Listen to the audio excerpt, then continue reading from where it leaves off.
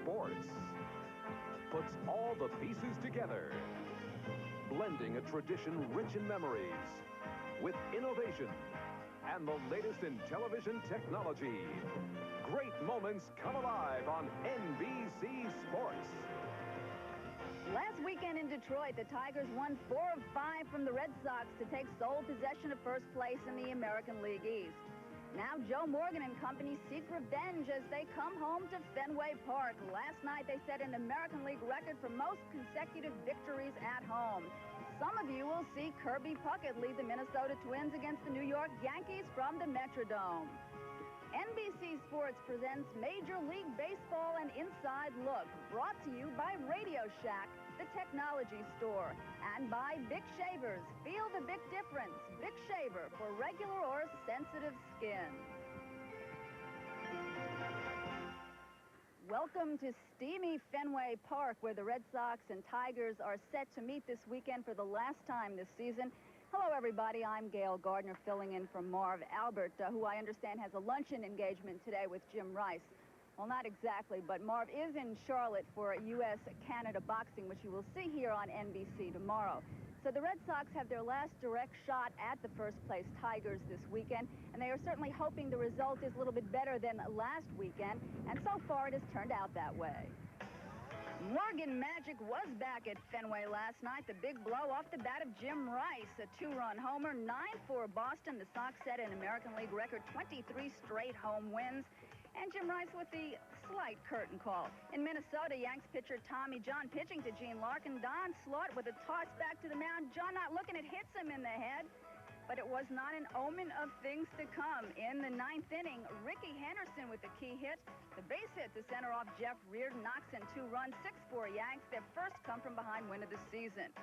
Meanwhile, in the American League West, Oakland increased its lead to 8.5 games with a 4-0 win over the Angels. Jose Canseco 4 for 4, including this RBI double in the 5th inning.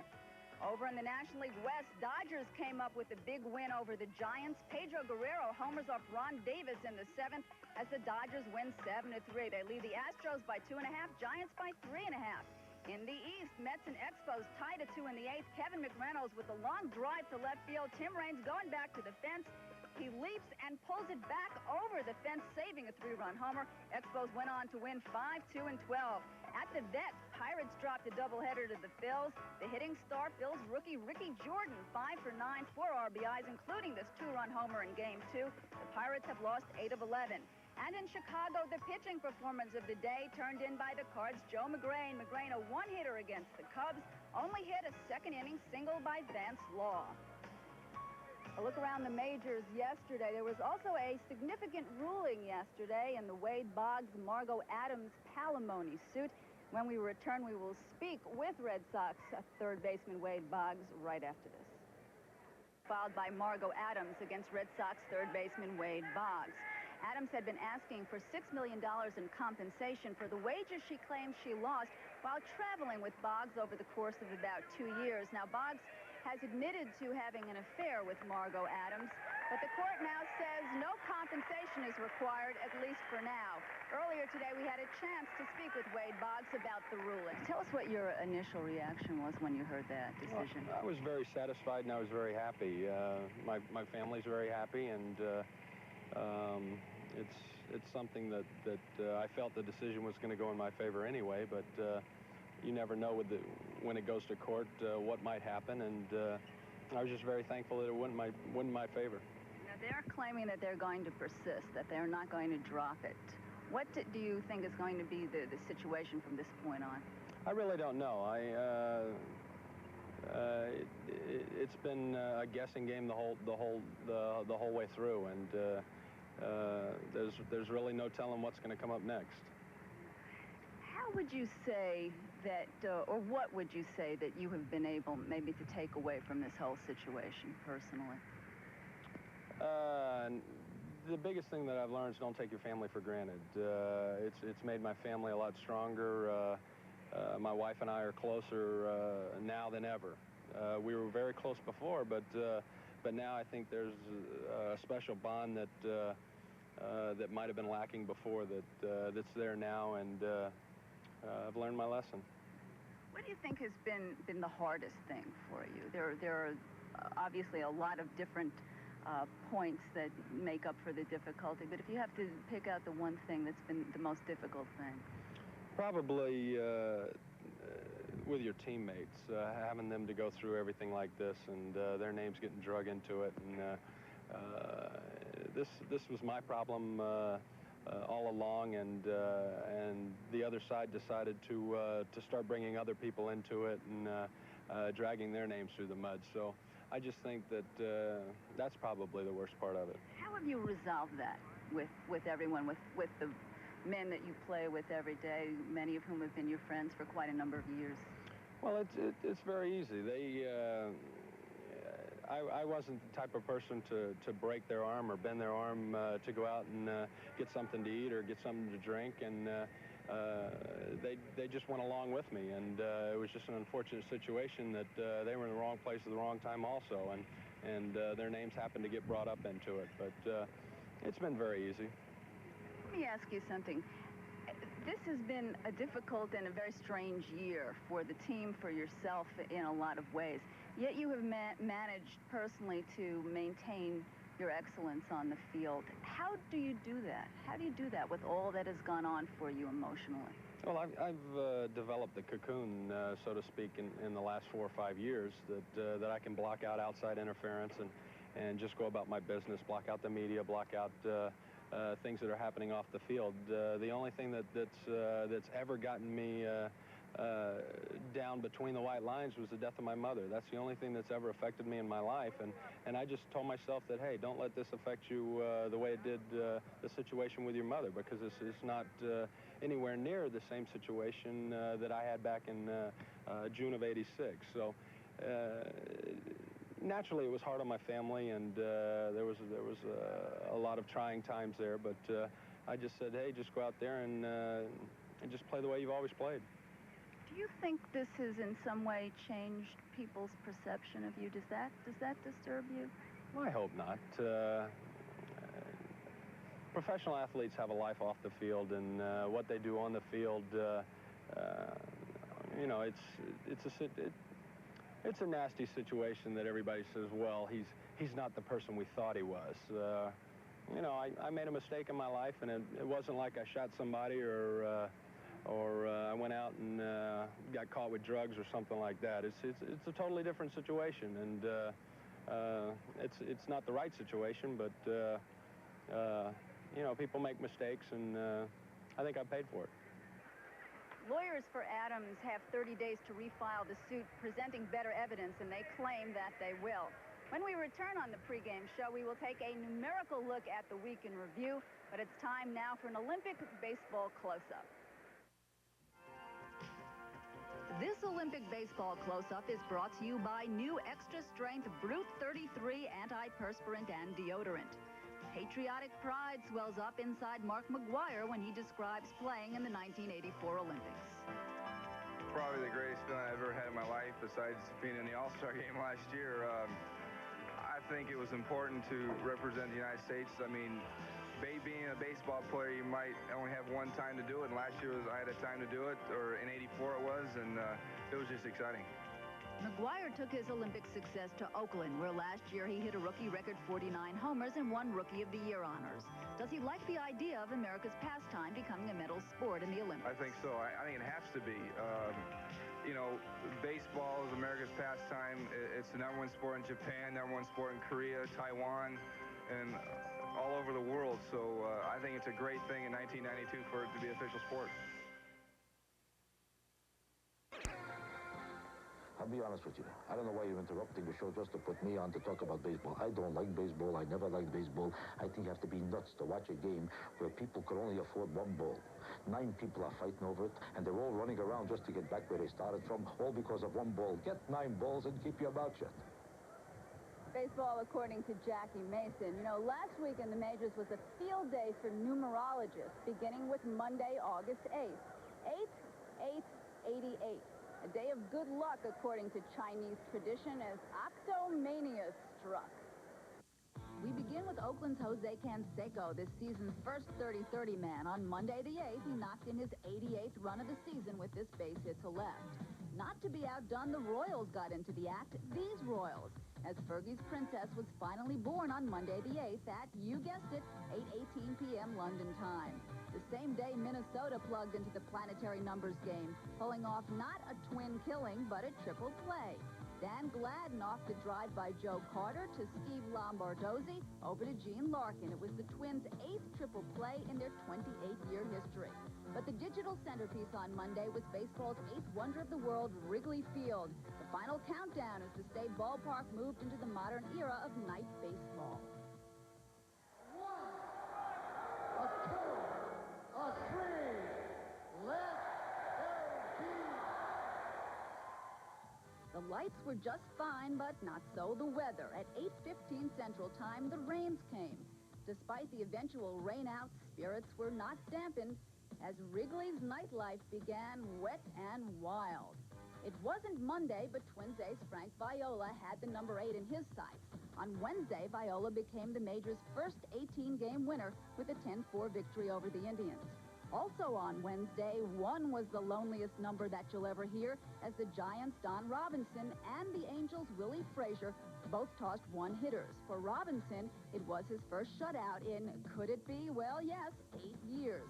The biggest and longest-awaited number of the week finally arrived for number 8 Mets catcher Gary Carter on Thursday. After 225 at-bats, Carter hit his 300th career homer, the 59th player to join that exclusive club. As Gary was heard to say after his historical clout, gee, it really feels great to get out from behind the 8 ball.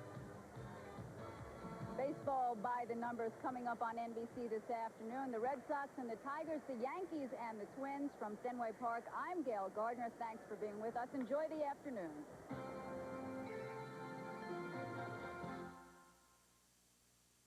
A week ago, when the Red Sox arrived in Detroit, they were tied for first place, and there was nothing particularly unfriendly at Tiger Stadium. They had won 2 out of 2.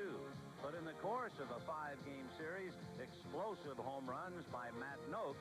He has hit 6 of his 13 against Boston pitching, even down the great Roger Clemens.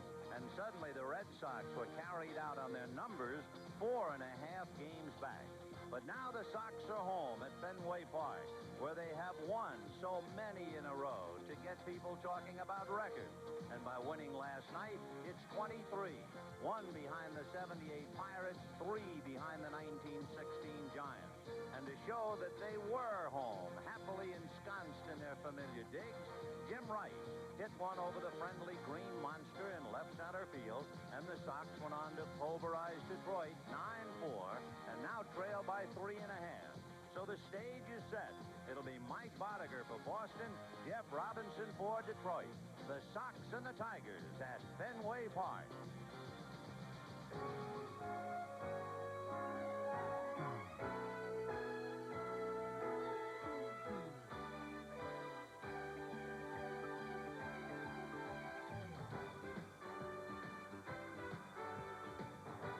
The National Broadcasting Company. Now in its 7th decade of bringing you baseball's memories. Baseball's milestones. Baseball's majesty.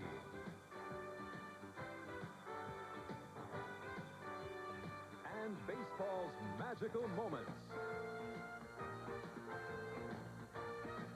NBC Sports proudly presents the Major League Baseball Game of the Week. Today from Fenway Park, it's the Detroit Tigers versus the Boston Red Sox. The Game of the Week is brought to you by Mitsubishi Motors, who invites you to come see the full line of cars and trucks. Mitsubishi, suddenly the obvious choice. By Miller Brewing Company, sole sponsor of the U.S. Olympic Training Centers. And by Wrangler, American Hero Jeans. Hi, everybody. I'm Vin Scully, along with Joe Garagiola. Welcome to Fenway Park in Boston, the home of the Boston Red Sox, the only team in the big leagues who feels happy and comfortable with its back against the wall. The wall is the green monster, but just look at it. The Red Sox have won 23 straight. Their record here is 39-18. When they're at home, they have a team batting average of .312, and they're averaging almost 6 runs per game. How do they do it? Well, what better man to ask than Dewey Evans? Dwight Evans has played here since 1972, over 2,100 games in a Red Sox uniform. So, Joe did just that. Okay, Vin. Dewey, how do you explain the winning streak, sets records, and all that? How do you explain it here at home? Well, that's very difficult, Joe, but the thing is, we just got on a roll. We got confidence in ourselves. We're at home. You're used to the surroundings of the ballpark. The fans are with us, and we made a change in managers, and the younger players responded to it and started playing some great ball for us. So, I wish I could explain it. These things don't happen too often. Do you do anything different, you or anybody else on the team, anything different taking batting practice in this park? Do you use the wall more here? No. That's the problem with me. I try not to use the wall because it hurts me. I try to go up the middle. I just try to see the ball and hit it. In other ballparks, we've had trouble in other ballparks. You try to get used to the surroundings, the backgrounds, where the pitcher's throwing the ball out of, those kind of things. In one word, can you give me the attitude of this ball club? They're hustling. They're playing hard. One word, I don't know if I could do it. It's a great little team. It's a great little team. Good luck to you. It is a great little team, man, and we'll see more of it today. And that sounds like the setup line of all time.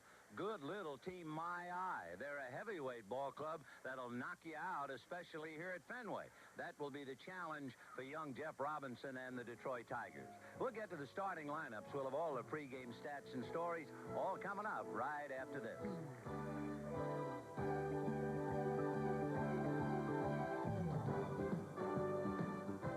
Little chant the kids at school say, whether it's cold or whether it's hot, we'll have weather or not. Well, this isn't going to surprise anybody across the country, but it is hot in Boston.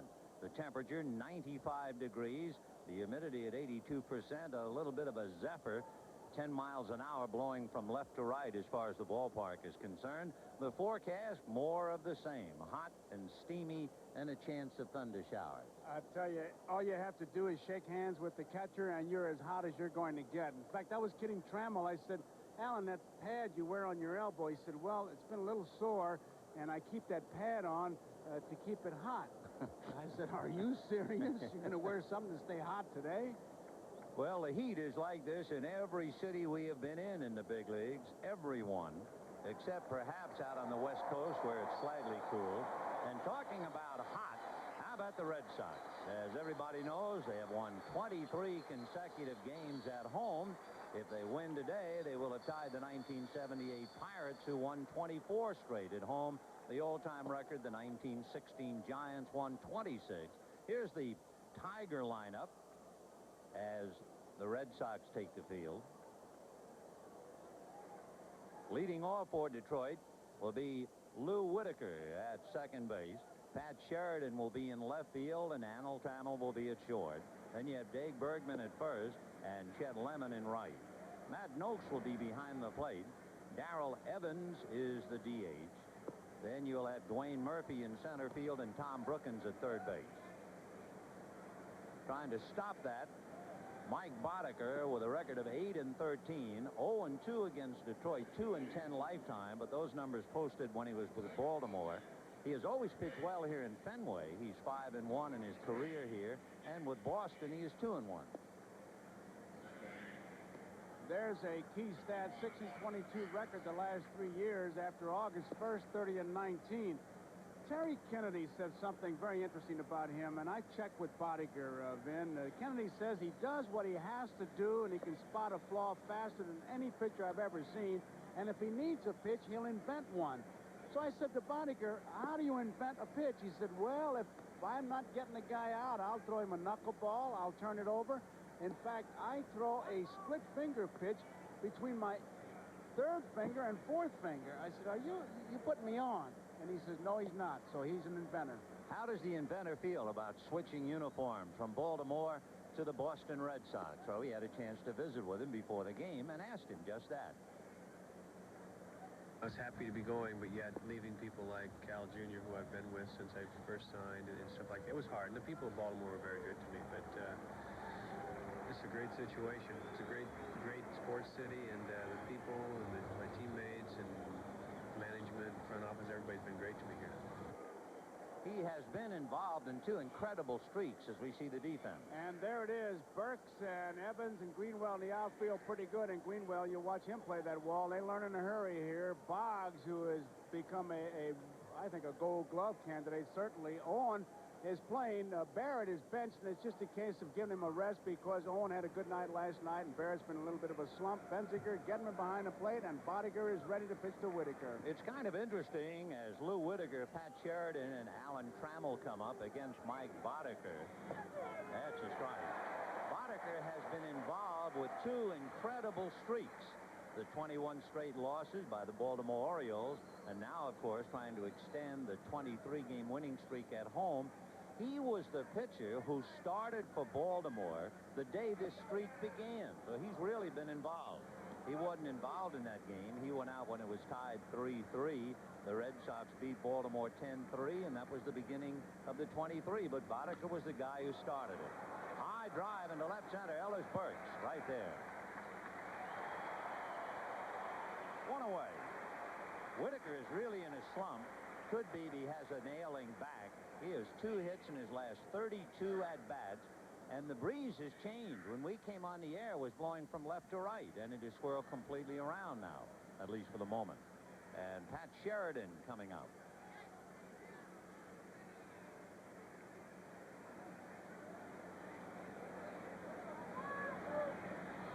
One out, first inning, just the start of things. The Detroit Tigers, 3.5 games in front of the pack, and it's interesting. They have 12 10-year veterans, and they have only 2 off days in quite a while. And that could be a factor with the Tigers. They are off on August the 25th, not before, and the next off day after the 25th, as you look at Darrell Evans, September 15th. Ground ball wide to first. Todd Benzinger will do it himself. I think one of the big pluses, Vin, is the fact that they've been through a pennant race as tough as even last year when they were battling Toronto, so that could be a help. And maybe as a veteran ball player, you know somehow to conserve your energy, although I don't know how. Well, it's pretty much what we do. Go to the hotel and get a book and go to sleep. And try to stay out of the National Enquirer. Alan Trammell. And if you poll the Boston Red Sox, when they talk about the player that really makes Detroit work, here's the man. And does he wear out Boddicker? Trammell is hitting .462 in his career against Mike Boddicker. Interesting thing, too, about Mike Boddicker, he's changed somewhat. There's a drive to center, but Burks is right there. We'll talk about the change in Mike Boddicker later on as the Tigers go down in order 1, 2, 3. And at the end of half an inning, Tigers nothing, Red Sox coming out. The Red Sox are 15 games above 500, 3.5 games back of Detroit, and here's the way they stack up. Wade Boggs at third base and Spike Owen at short. Dwight Evans in right field and Mike Greenwell in left. Todd Benzinger at first base. Jim Rice the DH. Ellis Burks in center. Jody Reed at second base.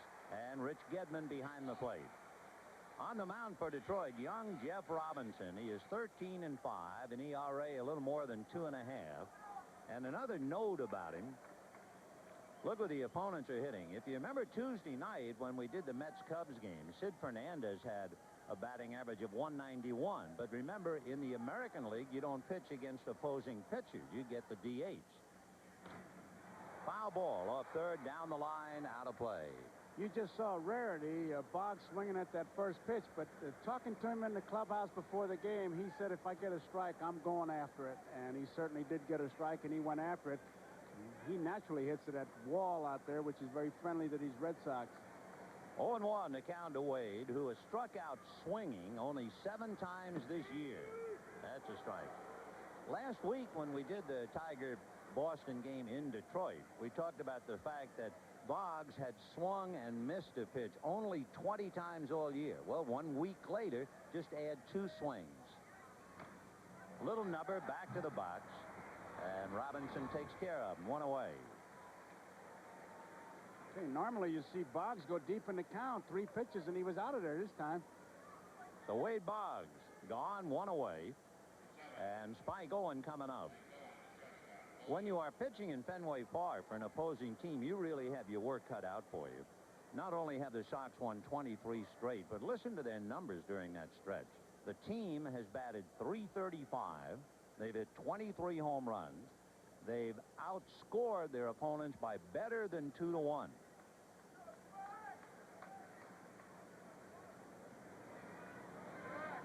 Owen with Dwight Evans on deck.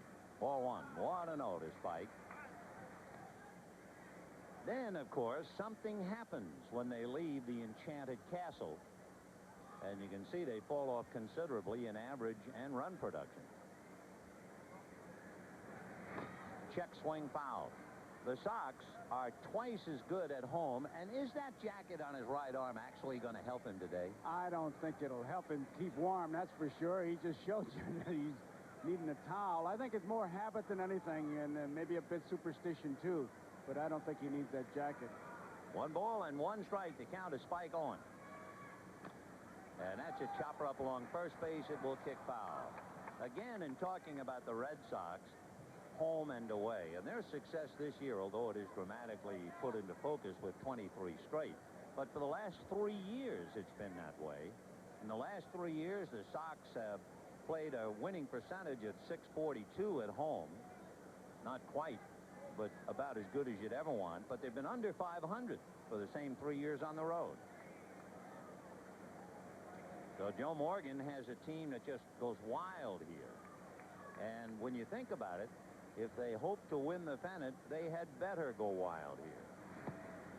Because the schedule means 7 of the last series the Red Sox play, 7 of 11 on the road, 3 of the last 4 series they play on the road.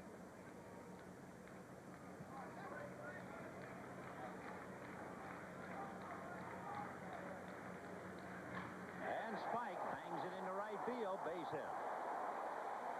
You know, he's playing to give Marty Barrett a rest. He had a couple hits last night, and Joe Morgan, who we saw before, and asking him about it, he said, and he uses some great expressions. He said, I'm going to use the same Quinella. Same Quinella. Same Quinella. And he says, Marty Barrett, he said, Marty's a team man. He'll understand. And Spike Owen gets another base hit. And with every base hit, he's playing himself right into the lineup. Here's Dwight Evans. He was really struggling. He was 0 for 22 when he came up with a couple of base hits last night. They moved him up to the number 3 spot in the lineup the 18th of June, and he's hit better than .325 since elevated. He's hitting just under .350 since that move here at Fenway.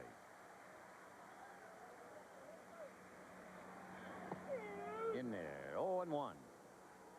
He's a good number 3 man because he gets that bat on the ball, and you got a guy on first base, and they were first and third in it all night last night, and Evans gives his coach a lot of time to go through a whole bunch of signs, which, if nothing else, puts a thought in the Tigers' mind. Evans was desperately ill Tuesday in Milwaukee from food poisoning. Drives that one foul into the seats. The Sox were to play a doubleheader Tuesday, and he had some food and became deathly ill. But he obviously is okay now. That is a consideration that most of us don't think about. Ball players eating dressing room food on the road in all kinds of weather. It was the chicken that got him, and he said, man, it's just like everybody when you get food poisoning. You think you're going to die, and then you hope you do. That's how sick he was. 0-2 the count.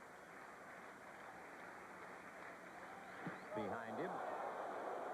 1 ball and 2 strikes. That was not a knockdown. In fact, that was a curveball that didn't break. I mean, he had about 20 minutes to get out of the way of that one. Jeff Robinson, very successful at Tiger Stadium. He's 9-2 there, and he is 4-3 on the road. Dewey Evans' front foot. Fouled away. Doing a little toe dance. Well, that's that Charlie Lau theory. Walt Riniak, who's the batting coach here, a great teacher of that. And Evans, Rich Gedman, you'll see him get that weight back. Swing down on the ball. Keep your head in.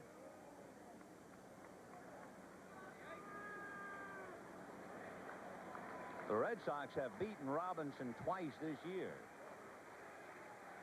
So that means he's 13-3 against the rest of the league.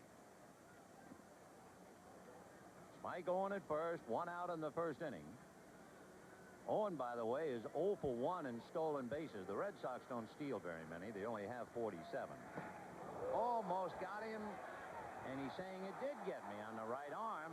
And the plate umpire, Larry McCoy, said no way. That would have been one of those pitches, man. If you were wearing the old uniforms that would billow out, it would get you. If it's form-fitting, so let's see. I think he's claiming it hit the uniform. And if it had been one of those old jobbies, he'd have had himself a base. Just missed the right forearm, although he claims it hit him there. And the count 2-2. 1 away, first inning, no scores. Spike Owen at first base, and Mike Greenwell on deck. Liable to see some running. High drive into deep left field. Sheridan looking up at the wall. It's gone.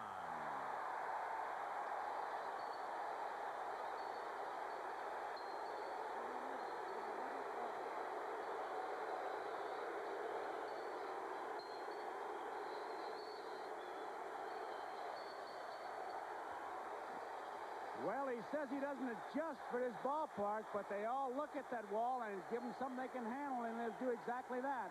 His 11th home run. He now has 77 runs batted in, and the Red Sox are leading 2-0 in the first inning. You know, last Saturday when we did the game at Tiger Stadium, and then Sunday I saw Kirk Gibson, and the first thing Gibson remarked was about the Red Sox and the long fly balls to left field at Tiger Stadium, and he said at Fenway they're off the wall. And sure enough, first one we see today is good for 2. 2 down in the first inning. And Todd Benzinger will be coming out. Here's the pitch he hit. Looked like it's right out over the plate, and he just turns on it. Oh, that's room service. Remember last week at Tiger Stadium, the wind was blowing from left to right, and he felt he lost a couple of big shots because of the wind. That's why a left-hand pitcher here at Fenway Park has to come inside. Robinson, of course, a right-hander, and he's still got to come inside. But those left-handers especially like to keep that ball away, get that ball in. They can hit it over that fence. And that's ball 1. By the way, that home run by Dwight Evans against Jeff Robinson, that's the 15th that Robinson has allowed. That's the same number that Boddicker has allowed. On the corner. Here's where Dwight Evans is up to the moment now on the Sox all-time home run leaders. Gaining on Jim Rice, but still a long way to go. 1-1. 1-2 to the switch hitter, Todd Benzinger. But you know, you look at that graphic, and he's a pretty well-kept secret at that, because you really don't talk about Dwight Evans in terms of a Williams, a Yastrzemski, or a Rice. You're talking about some big power hitters, yet he's right up there with them. And, of course, all of a sudden you realize over 2,100 games in a Red Sox uniform since 1972. 2-2 the count. Benzinger has hit in 19 of his last 24, and he's been very hot over that stretch. And it's interesting, too, to examine his numbers. 10 home runs, 9 of them as a left-handed batter. Busted bat, I believe. Yes, sir. I can still hear him, Joe. Yeah, I tell you, every time they break a bat, you can hear it. Days of, what is that, Fordham? Oh, yeah. He doesn't have to break it either. Just a little crack. I can hear it. Yeah. You know, it's interesting sitting back here watching Dwayne Murphy in center field, how he gets set. He turns his back to the right fielder. And I asked him about that, and he says he did that at Oakland because he said, I can go towards right field better than I can towards left field, so I want to give myself an edge. And let's face it, he has 6 gold gloves in his career. He can stand any way he wants. Exactly. And he said, I play a little bit shallow, but I said, that's kind of unique. He said, well, I had to do it. I learned it at Oakland, and I just feel comfortable that way. Benzinger back up there. 2 balls, 2 strikes. Fastball missed. So 3-2 the count. 2 down and 2 in. The Red Sox leading 2-0.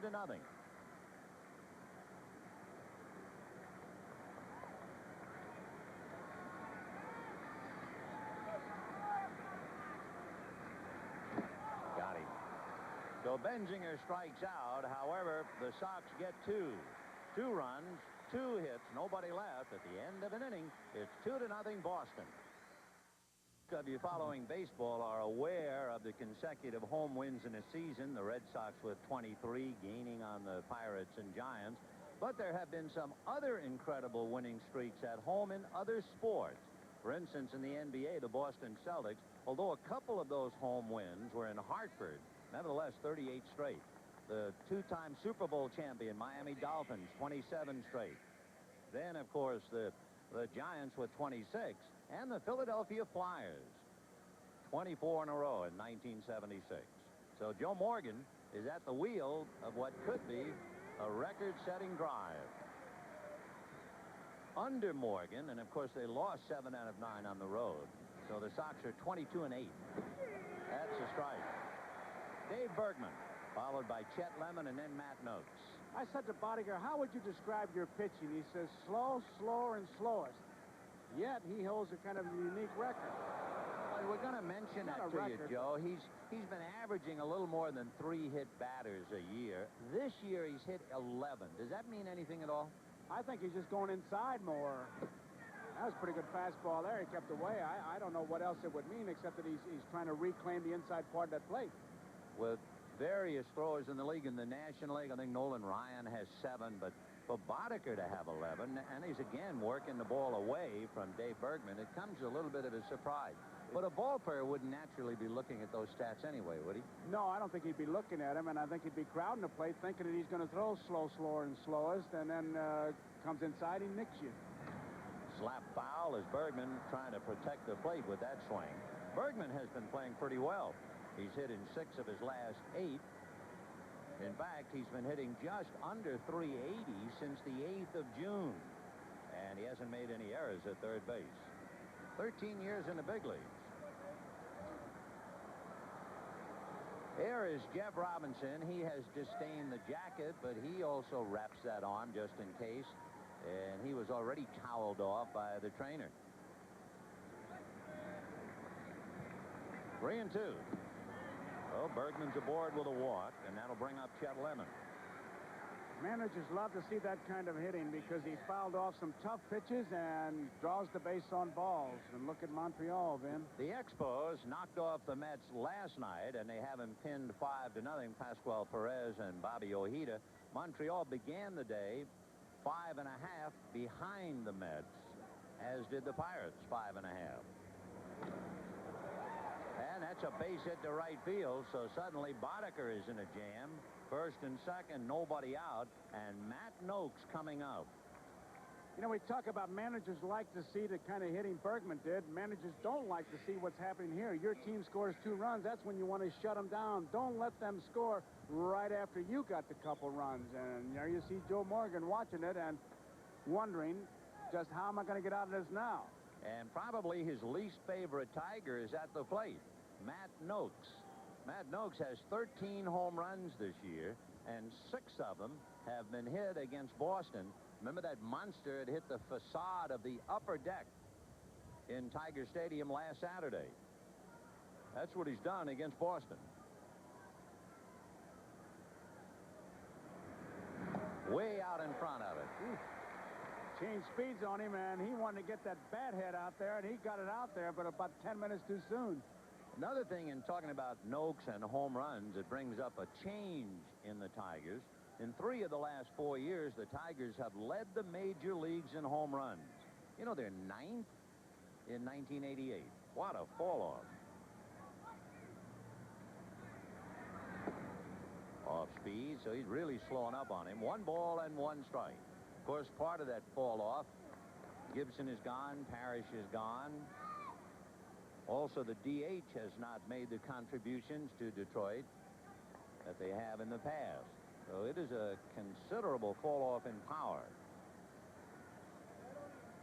They hit 7 home runs in their last 25 games.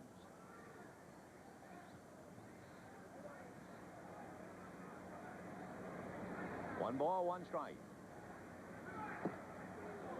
Ball 2, 2-1. That's the pitch, I think, that may get him those 11 hit batsmen right there. The hitters are trying to protect that outside corner, and he comes inside to reclaim the inside part of that plate. Waiting his turn on deck, Darrell Evans. 1 ball, 1 strike. Then they added another, so it's 2-1. Ground ball back at first. Benzinger down to his shortstop, Owen.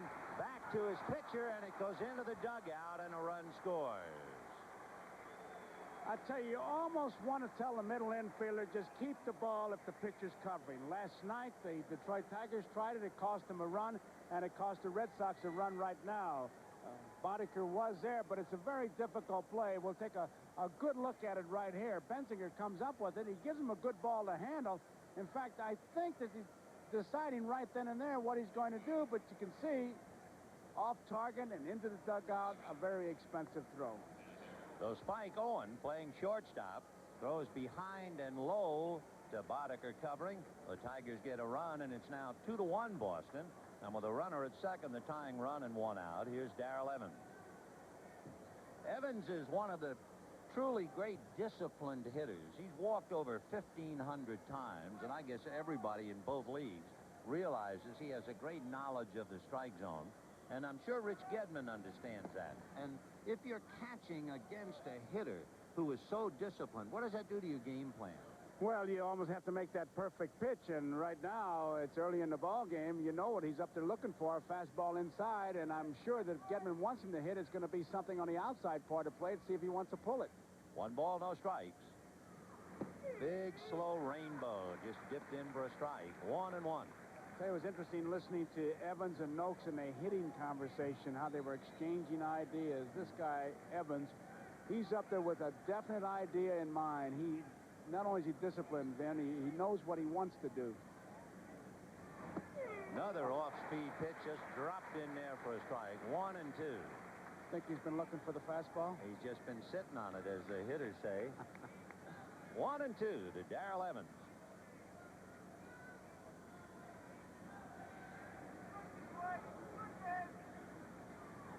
There it is, and it's on the outside corner, and Evans can't believe it. He thought it was outside, but you could see they were not going to give him the fastball to hit. They threw 2 curveballs in there, and then the fastball may have been a bit outside. Evans is not sure of it, and McCoy is going to dust off that play while he listens to Evans. That's pretty good pitching and pretty good pitch selection by Gedman. Look how he caught that ball. He caught the glove and then turned it in and may have just snuck it into that strike zone. So Evans, who doesn't believe it yet, has been called out on strikes. And Dwayne Murphy, the hitter. Check, and it's high. Ball 1, 1-0. So Evans, with all the talk about the strike zone, is called out. And for plate umpire McCoy, he probably has to fight that anyway. Like, here comes this guy with a great strike zone. I'm going to have to call it no matter how he sees it. Well, the umpires say they don't call it differently. They call the ball, but you have to wonder. I still think that George Brett, with his great line, he said that we'll have a woman president before Wade Boggs is ever called out on strikes. And that can go back to Ted Williams, Stan Musial, Willie Mays, Hank Aaron, all the good hitters. They take it. The umpire, if it's close, they'll say, well, if he took it, it had to be a ball. We can investigate that note one step further. Boggs this year has struck out 29 times, 7 times swinging. So he's been called out 22 times. Well, I guess we're going to have a lady president. Maybe. Well, I'm still on George Brett's side. 2-1. And another balloon. Ball 3. 3-1 to count to Dwayne Murphy with Tom Brookins on deck. Yankees, Minnesota, scoreless in the second. Richard Dotson, Roy Smith. It's hot, and Boddicker has made 21 pitches this inning, so the Tigers are making him work. The Yankees are 4 games back of Detroit, a half a game back of Boston. That's in there. So Mike Boddicker working corners, throwing a lot of off-speed pitches. Does that make any difference to you? In other words, he's made 20-some-odd pitches, but most of them are slow breaking balls. It's not like he's he's firing smoke all the time. Well, no, I consider him a pitch is a pitch. Fastball on the hands, pop foul behind the plate, and Rich Gedman is there. 1 run, 1 hit, 1 error, 1 left at the end of an inning and a half. 2-1. Boss, that must be the toughest part of being a DH. You can't go out and work off your aggressions defensively now after a tough at-bat. No question about that, but it's also the position. If you're an outfielder, you're doing the same thing with Evans, except you're out there. Maybe the middle infielder can get as a catcher, it goes right out of your mind because you got to worry about the next hit and working the pitcher. But a guy like Evans now, he's got to sit there and he's got to simmer. I mean, he's like in the microwave.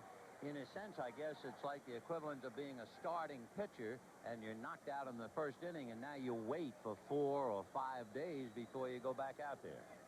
Where's Jim Rice? He's hit in 6 straight. He'll be followed by Ellis Burks and then Jody Reed. You talk about liking Fenway. Here's the guy. He has hit for a higher average at Fenway than he has in road games in each of his 15 years in the major leagues. If you saw that game last night, and we did, he pulled 2 pitches for base hits, 1 a home run. Backs off, takes a strike. He doesn't believe that. In talking about Rice and how well he hits, .310 here at Fenway, here are some of the other averages at Fenway Park for Boston.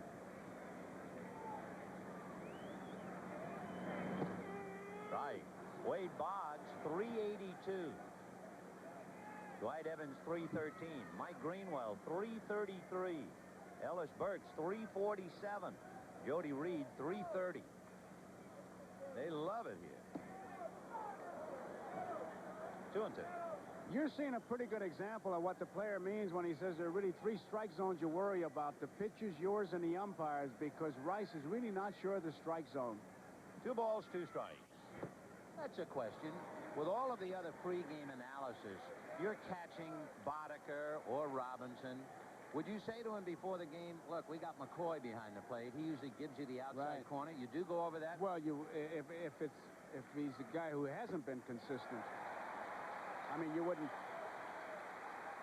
know what McCoy's going to do today. No. But you might say, hey, you know, he's got a big strike zone, so let's find out early. That kind of thing. Sure you would. All right, Rice aboard with the walk, and here is Ellis Burks.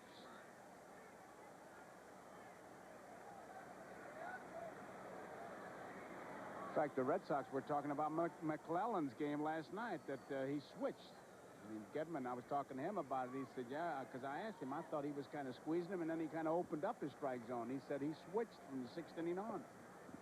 Ellis Burks with Jim Rice at first. Nobody out in the 2nd inning. 2-1 Red Sox. On the inside corner, 0-1. Ellis Burks not only with some sock, but he also has speed. He's stolen 19 out of 24. He might be the fastest Red Sox base stealer since the days of Tommy Harper. 0-1. Fouled away. When they talk about a complete player, you would certainly put him in that category. Well, with 19 stolen bases, if he gets to 31, they will dust off the name Tommy Harper back in 1973. So Ellis Burks with power, good defense, great speed. And that's a pretty pertinent remark by Tom Kelly. It's just a matter of time. 0-2.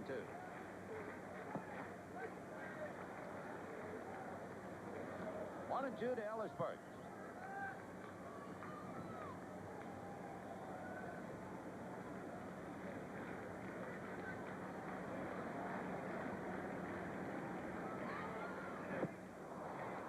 Kept the ball down and in on him all during that at-bat.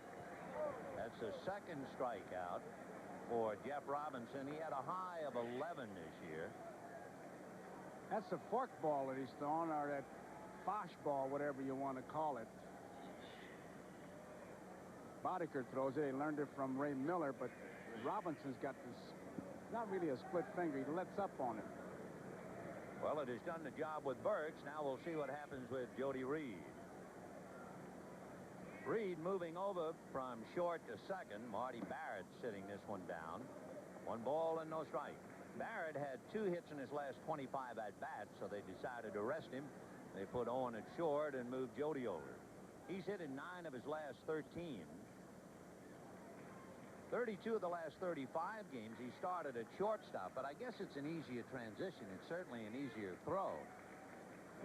Only problem he's had, he talks about, is the bunt play. He doesn't want to be out of position because you got to get over there from second base to cover first base, and he wants to be sure that he's alert to that, because the shortstop, you just worry about sneaking over to second base. The thing that would bother me, too, shortstop, you're always seeing the runner. Yeah. Second base, you have your back to him, and that's scary. You hear him, and it's got to sound like the 515 coming down at you.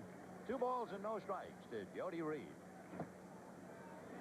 Missed with that pattern and keeping the ball inside, and he's behind 3-0. The Yankees leading Minnesota 2-0. Jack Clark scored on a fielder's choice and hit by Wayne Tollison. Henderson's fly ball just picked up another. So they lead 2-0. And there's ball 4. So Robinson, 2 walks, 2 strikeouts. He has 1 out in the second inning, and Rich Gedman coming up. The fulfillment of a kid's dreams. As Sparky Anderson looks on, Rich Gedman was talking about it. He really relates to the crowds and the hysteria here in Boston.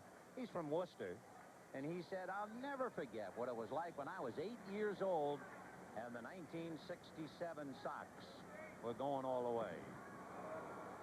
And he said, I see the kids today and I think, my gosh, 21 years ago, I was right where they are.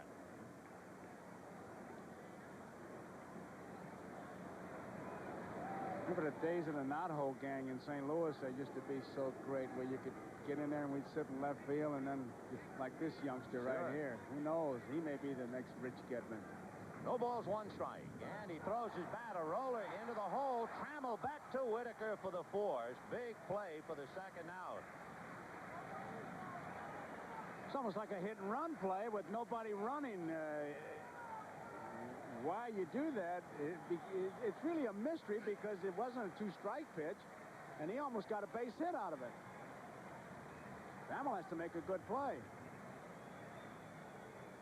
Hard slide by Jody Reed to make sure Whitaker didn't even have any idea of trying to double up Gedman. And here's Wade Boggs now. Runners at the corners. Rice at third, Gedman at first. Boggs hit back to the box in the first inning. And he swung at the first pitch. That puts a thought in your mind. Ball 1. Ball, I was going to say, Ben, 1 ball and no strikes is when his percentages really show up. That's when he hits best. And look at those numbers. 404 at Fenway against the Tigers.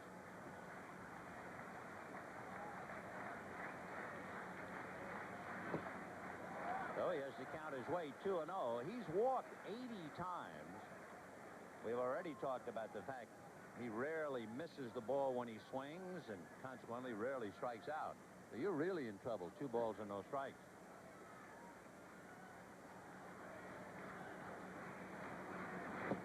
Ball 3. He says he gets unaggressive until he gets 2 strikes, and then he says, I get aggressive, unaggressive. I said, what does that mean? He said, it means I don't get anxious. When I have before 2 strikes, I'm more anxious than any time. I don't know why he pitches to him. I really don't. Walking. I sure would.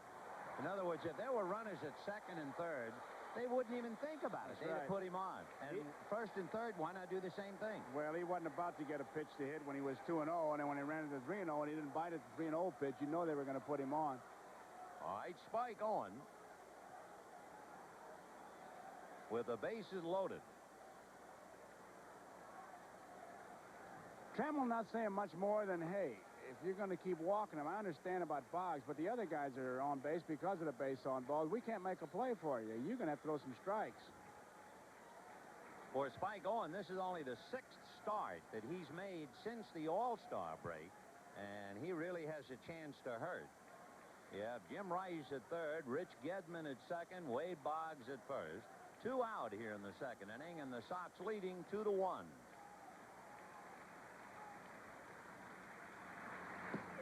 Right. They don't expect Spike to pull that ball. Murphy in center field is way over towards left center. A lot of room in right center field, as you can see. Look where Murphy is. What power Owen has normally comes from the right side, not the left. That dipped in there nicely. 0-2 the count. You're talking about a hungry hitter. I always thought Spike was a nickname, period, but it actually turns out to be his mother's maiden name. Makes him sound tough. Oh, and how? 0-2. I mean, how's that sound? Somebody say, where'd you get that name Spike? Say, from my mother. It was her name. 1-2. The count is Spike Owen. 2 down, bases loaded in the second. Red Sox 2, Tigers 1, and the Yankees are winning 2-0 in Minnesota.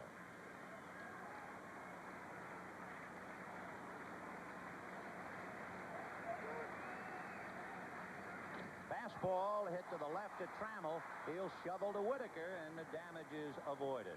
No runs, no hits, 3 left. It's still 2-1 Boston, and we'll be right back after these messages from your local station. But the pitching coach wants to make sure he gets the message across to young Robinson, and it's got to be throw some strikes. And he is, whatever he saw, he is pretty adamant about it. Not that he's chewing them out at all, but just making a point.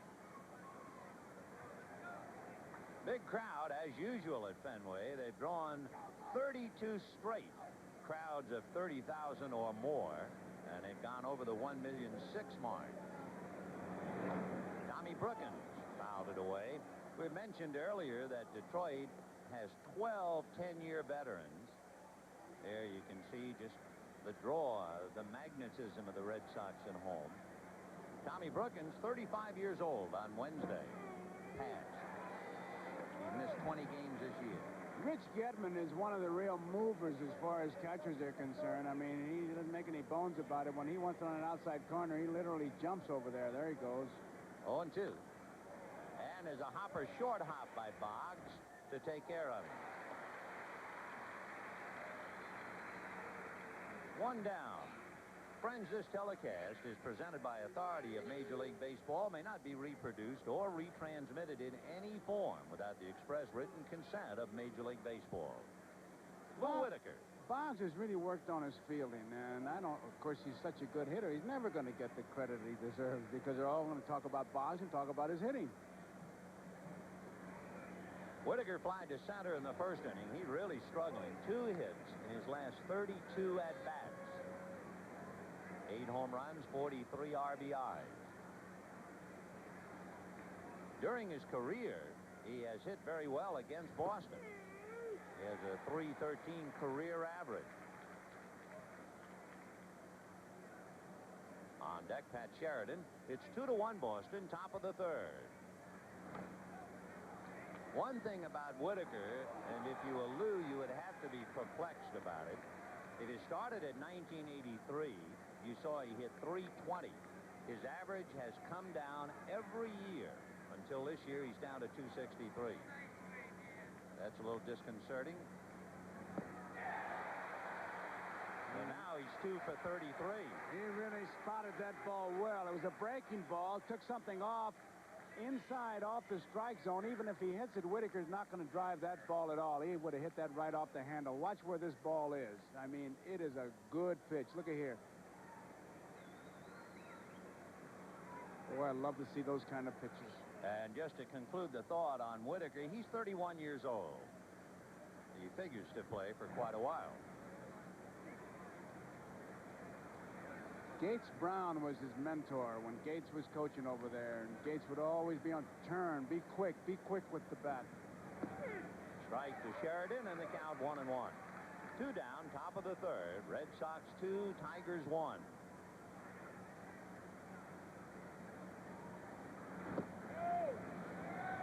One thing, the Tigers are extremely difficult to sweep in a series, as we see Howard Johnson gets Mets on the board. 5-2 Montreal in the 6th. Chopper to the right side. Jody Reed is there. Well, that's an easy inning for Mike Boddicker. He's now retired 6 in a row, and at the end of 2 1/2, Boston 2, Detroit 1. 54-year-old Sparky Anderson, who was at the helm with Cincinnati when they defeated the Red Sox 4 games to 3 in the '75 World Series. He knows how tough his team is. They've only been swept twice this year by Oakland and Minnesota.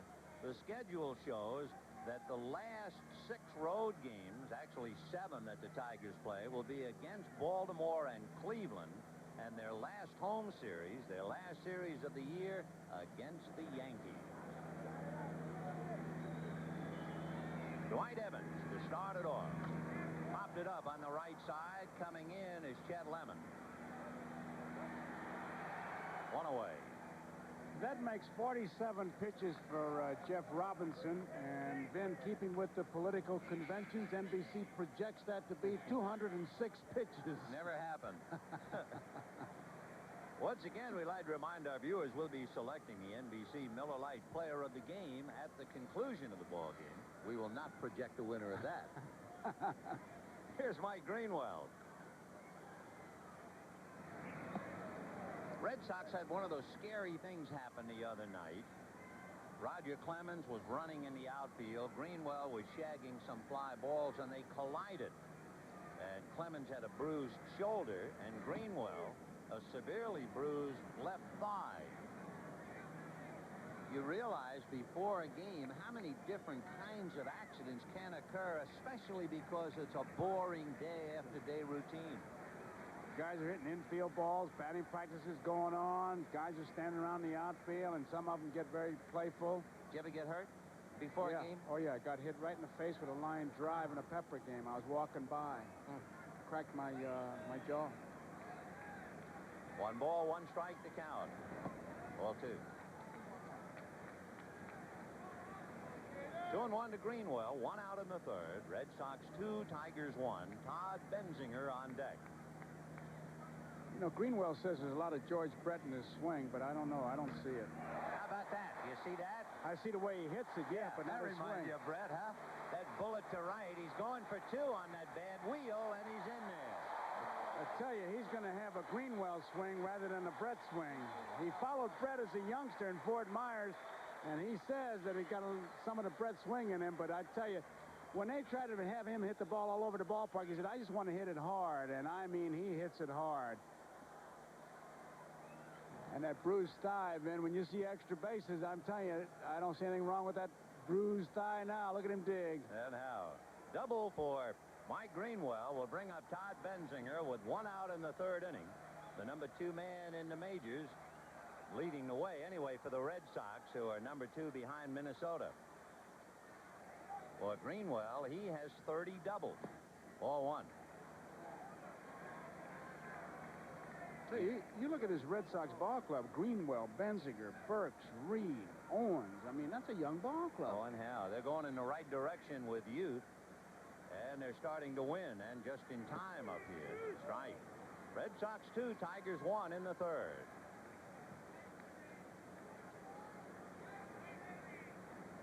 Mike Greenwell with his 30th double, the 2nd man on the team behind Boggs, who has 31 of them. 2-1. They got a picture of Benzinger on the center field scoreboard that you would think it was for the American Legion tournament. Look at that. That's right. He looks 16. Look at that. Todd Benzinger.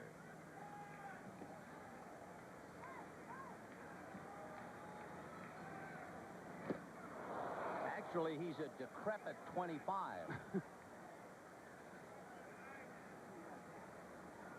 He was born in Dayton, Kentucky.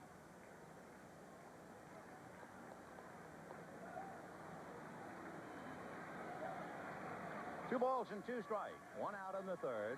Red Sox 2, Tigers 1. And that swung on and missed. It'll go to the backstop. Everybody is safe with Greenwell advancing to 3rd. And if that wasn't a split finger, that was some kind of a sinker that really disappeared. He missed it. He swung over that ball by about 1.5 feet. Here, take a good look at it.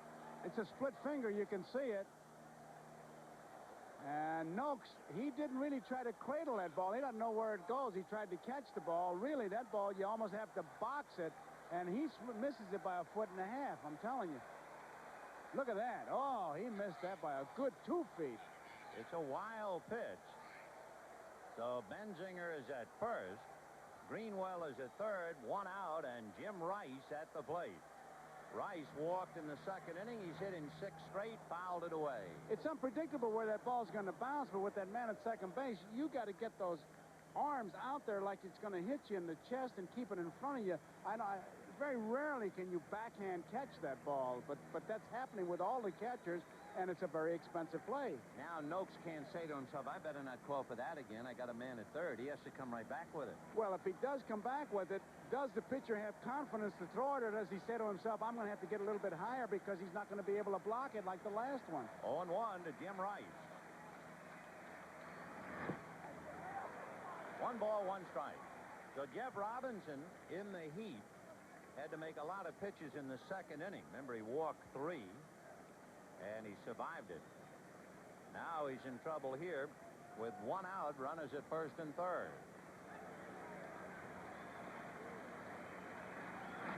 Ground ball down to short. There's the feed to Whittaker. Back to first. Double play. So the old reliable weapon. 4 Gold Gloves for Trammell and 3 for Whittaker. And now here's a look back at a very special Olympic moment.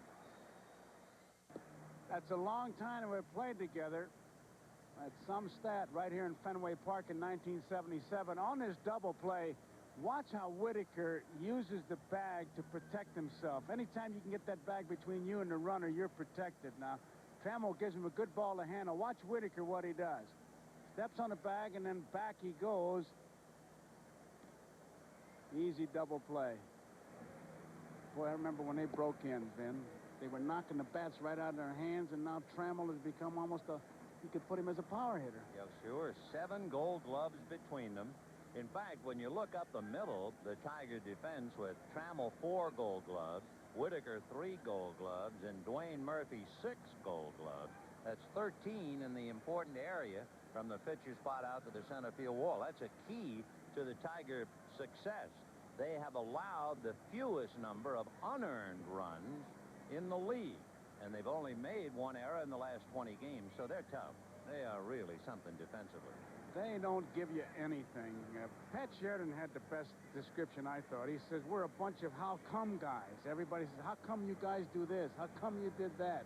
I mean, nobody's going to knock your socks off with the statistics, but they just give you 3 outs, which is what you're allowed. They don't give you anything. And they probably have the best starting pitching staff, certainly in the American League. The Big 5 is really just that, especially now that Jack Morris is back on the beat. 0-1 to Alan Trammell, then Dave Bergman, followed by Chet Lemon. 2-1 Boston in the 4th. Trammell flied to center in the first inning, 0 for 1. He was 9th in the league when the game began, hitting at .320. That's a strike.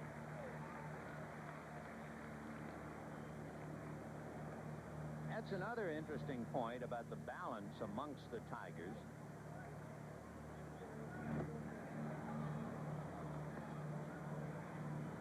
Take another look at it.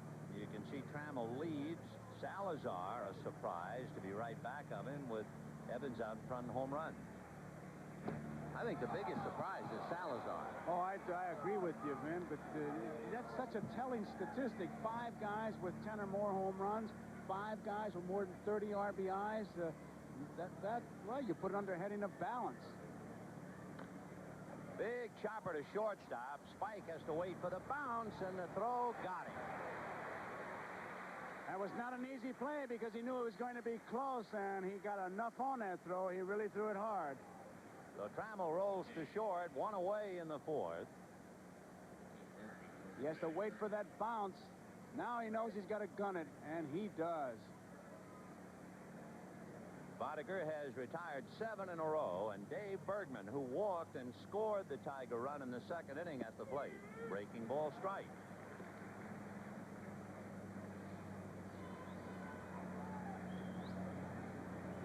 Bergman with Chet Lemon on deck. The bunt. It's a good bunt because Boddicker fell down, base hit. My Mike Boddicker slipped, went down on his hands and knees, and he might have hurt himself.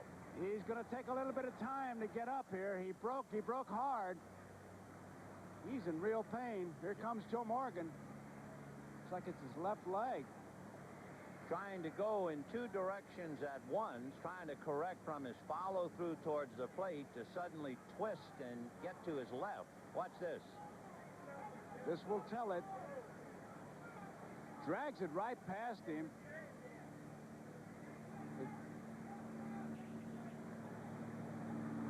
Like he fell on it. The very first step he took with his left foot, it seemed he was on the side of the left foot. That threw him off balance, and then he went down. And it has to be that left foot. That's what he twisted as soon as he made the move. And you know, it's interesting that Dave Bergman is batting fourth, and I want you to name another cleanup hitter in either league who will bunt for a base hit in the fourth inning. That's right. Did a 2-1 game in Fenway Park. Now, he really comes set. Now, his right foot will be on the ground, but when he takes that step, Vin, right there. Watch the foot. Yeah, right there.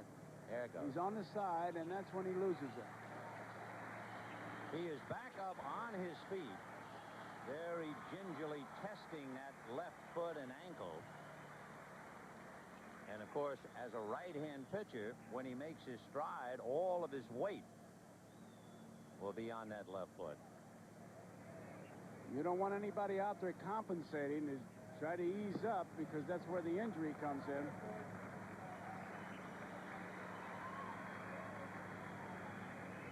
Now, if you are Chet Lemon, would you not come up and perhaps lay one down again? I would be thinking about it. I certainly would think about it, yes. Sure. Lemon this year, he has sacrificed. It's a 2-1 ball game. And if you're Sparky, you might very well say, okay, big guy, if you say you're okay, we're going to test you just to make sure. That would not be a bad play. Even though you do have the inviting green monster in left field, you'd find out right away about Boddicker. And then you have Matt Noakes on deck. So we'll see. And if he did, it would also make him think about it the rest of the ball game, or at least as long as he's out there. Boggs is not thinking bunt. He's back to a normal depth. So they don't expect Detroit to do it. 4-1. Lemon single to left field in the second inning. And then Matt Noakes, who has been a terror for the Red Sox to contend with, he's on deck. 1 ball, no strikes. Pretty good breaking ball. Oh, the bottom dropped out of that thing, although maybe that was a splitter. I'm not sure. That could have been that Bosch ball he throws, which is a combination change-up fork ball. 1 ball and 1 strike to Lemon.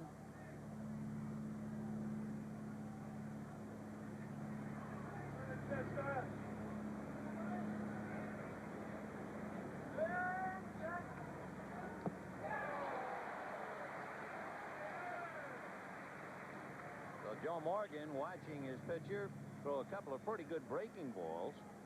And the count 1-2 to Chet Lemon. Dave Bergman at first base.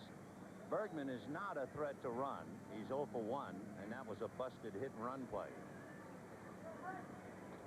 1 ball, 2 strikes. Ground foul.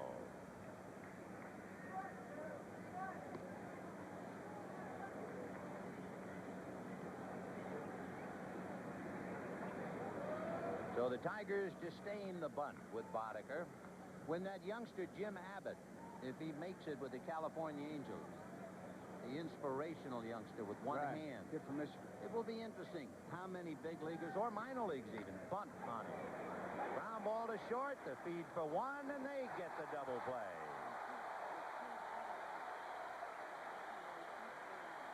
No runs, a hit, nobody left. And at the end of 3.5 innings, it remained. Red Sox 2, Tigers 1. Well, nothing will make you smile more than a double play, and that's what Mike Boddicker is doing when it looked like he might have hurt himself, but apparently he's all right. Been while we got a chance here. Al Kaline is here with George Kell to do the Tiger games. Thinking about his dad, Nick Kaline, who's in the Glen Burnie Hospital in Maryland.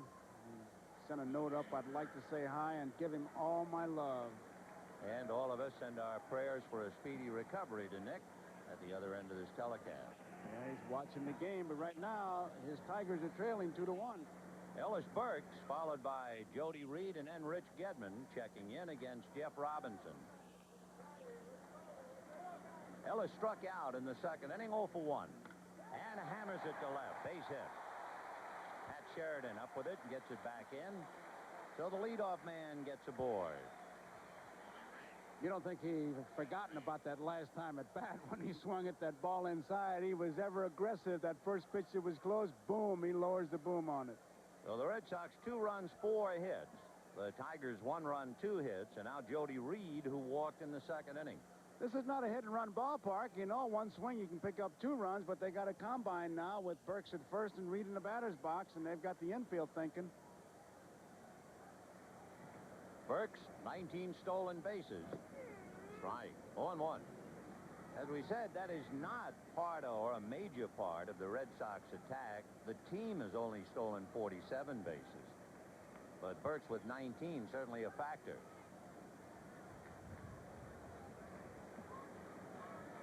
They're just not a running team, and playing in this ballpark, relying on the home run, you can understand it.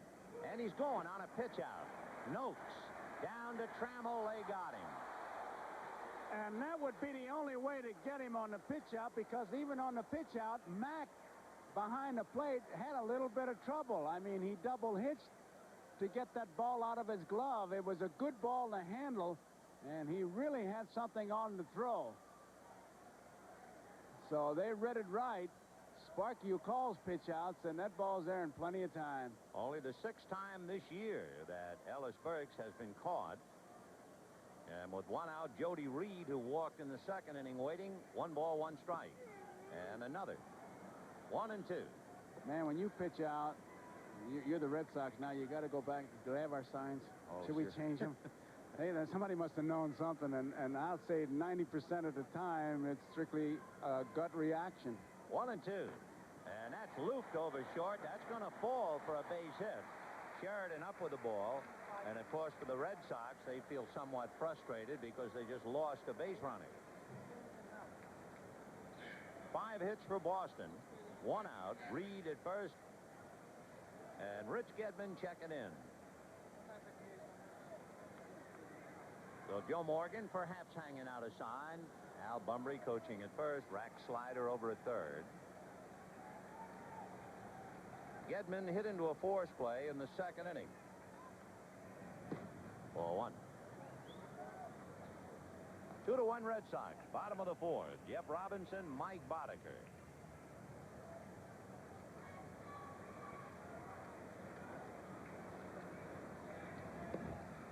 If you're wondering about the infield conditions, the Tigers say, hey, this thing is fast compared to what we play on, but the grass is just normal. In front of home plate, it's a bit hard, but that grass is not going to slow that ball down at all.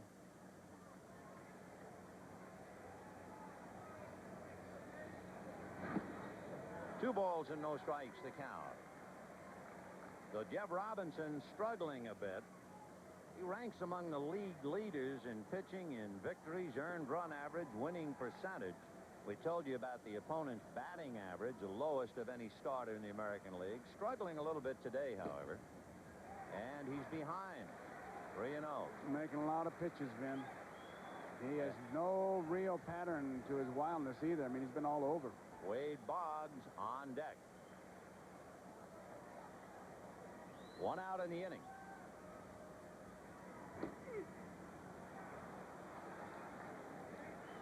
Here's one of those spots now. 3-1, 1 out. Run and hit. Or do you hold him? I'm just looking at Gedman. Being a left-hand hitter, he has struck out about less than 15% of the time. I'd run him. And he's going. And foul back. I don't know. I guess the managers have all that clocked in their heads because they see the hitters every day. But I know sitting up in the booth, that's always the first thing I think of. What percentage is the man striking out or making contact? Minnesota got well in a hurry to tie up the Yankees 2-2 in the bottom of the 4th inning. Remember, the Yankees began the day 4 games behind Detroit and a half a game behind Boston. Big pitch. Strike him out and throw him out. He went 3-1. He certainly figures to go 3-2. Oh, you'd be back there thinking he's going to go. Setting yourself up to where he's going to go. And one other thing, Gedman is grounded into 5 double plays. So with all of that in your foot locker, you're certainly looking for Reed to go, and so is Robinson. And what he's doing is cutting down that lead just enough to maybe where Noakes can make the play because he can't pitch out here. Noakes has pretty good percentage. He's thrown out 40% of the runners.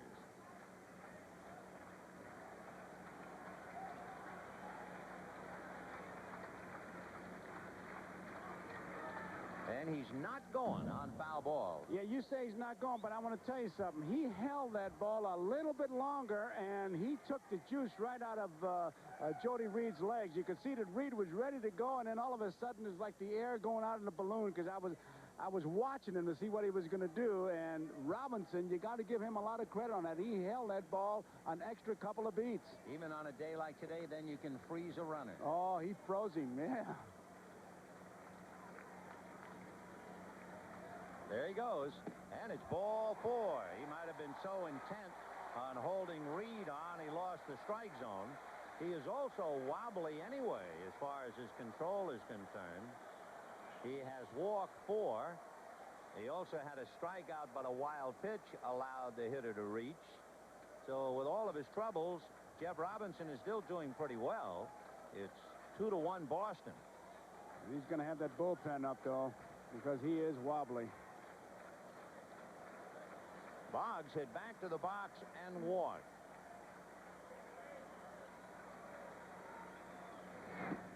Ball 1. He's getting behind all these hitters, and he's made a lot of pitches. Oh, that's a killer. In the 4th inning, he's made 70 pitches, and you have 1 out. Tom Henkel down in the bullpen heating up. He pitched last night, so the bullpen is not that well rested. I mean, the middleman, the guy who's got to keep the game close. Billy Muffet out there talking to Jeff Robinson. For Robinson, he just has to throw strikes. He knows he's not going to finesse a hitter like Boggs. He's going to almost have to challenge him. And Sparky certainly is full aware of that. You were talking before about Boggs and a 1-0 count. His average is .509, 27 hits and 53 at-bats. I mean, you talk about discipline in the batter's box. With 2 strikes, he's a tough hitter. But with the count 1 ball and no strikes, .509, you don't hit that good in Little League. So Jeff Robinson is in a lot of trouble here. Foul back. 1-1.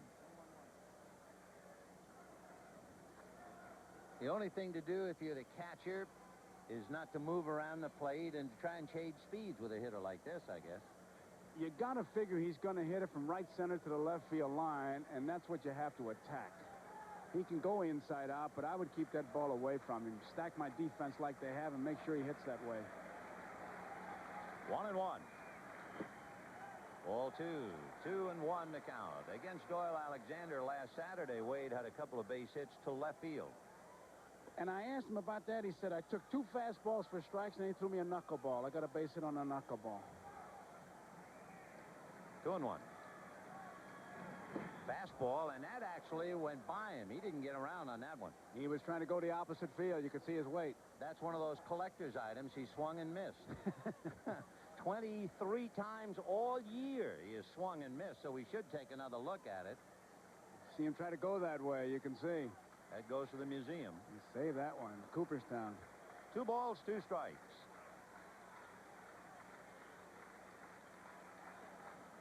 Fouled away. That's another thing, isn't that? The great hitter always fights off the good pitch. He was definitely going to the opposite field. He had made up his mind regardless of where it was, and you can see him inside out it. That good hitter does fight off that good pitch. You wonder, too, if he is tiring at all. And, of course, you see that they do get him. He's human. 16 double plays. But you wonder, even if Robinson gets him, if he expends almost all of his energy here. 2-2. Got him.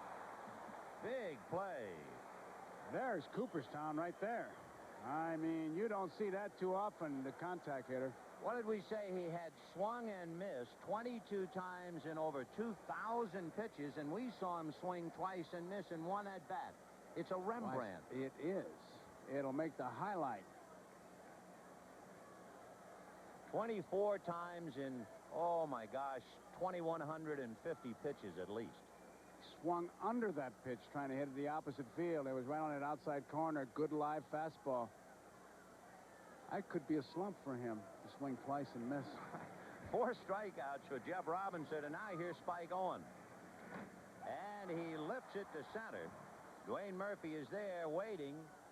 And what a great bit of pitching by young Jeff Robinson. Dispose of Boggs and Owen, and the Sox leave 2 with 2 hits.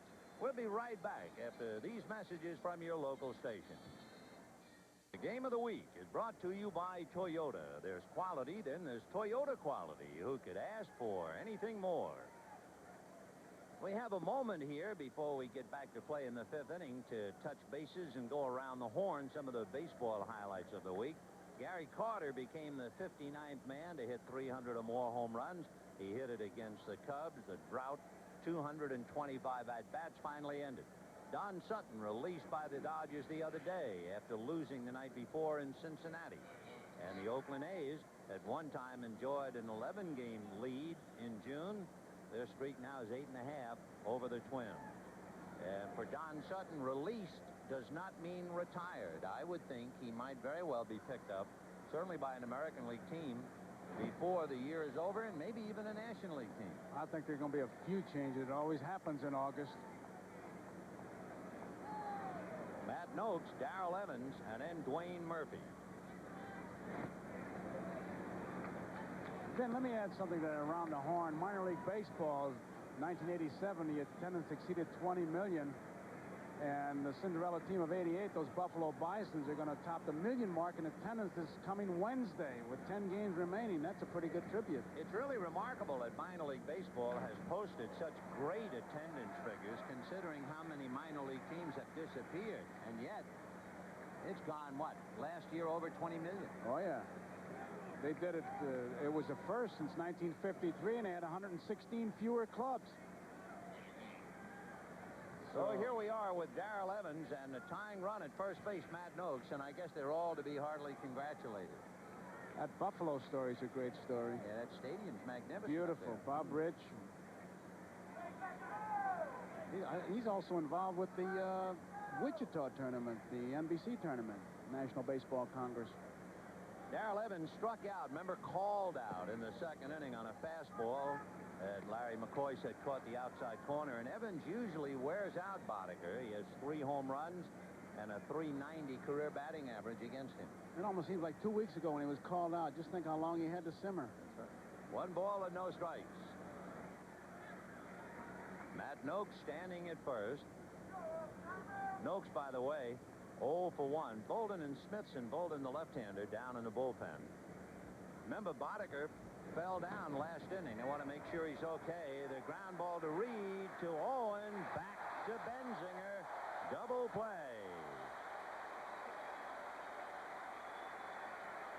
Once again, he got one in the 4th inning. He gets one here in the 5th inning.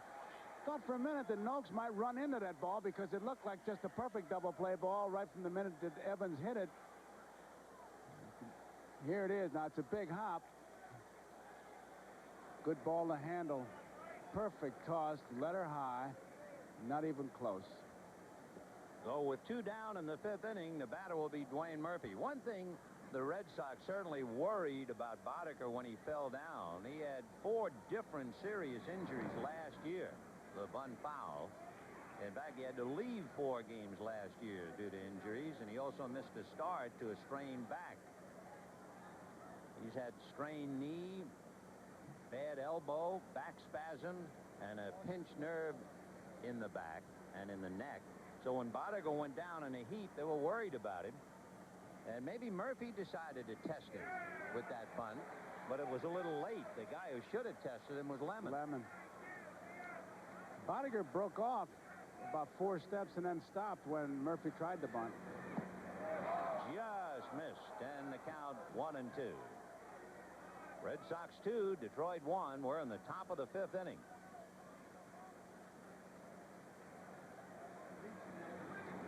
Off speed, roll wide of first. Benzinger scoops it out and takes it to the bag, and an easy inning. In fact, he has only faced more than 3 men in 1 inning. That was the second, and it's still 2-1 Boston.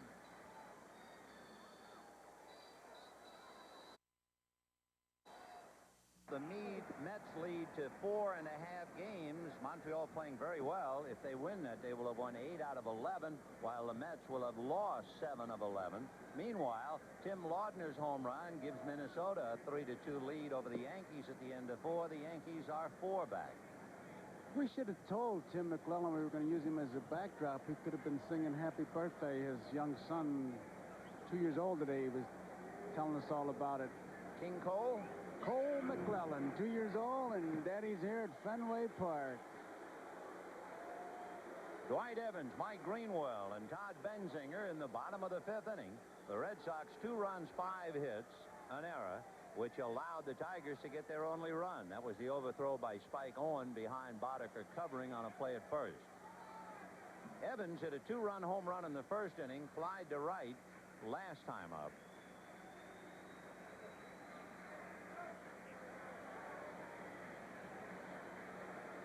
No way you can see the back of that batter's box, and Evans is digging a hole there. Where's the line? What line? Scully. Baseball doesn't care. Scully's dilemma. That's right. Baseball never cares. Line drive to left field, base hit. So Evans 2 for 3. Jeff Robinson has been in trouble in every inning.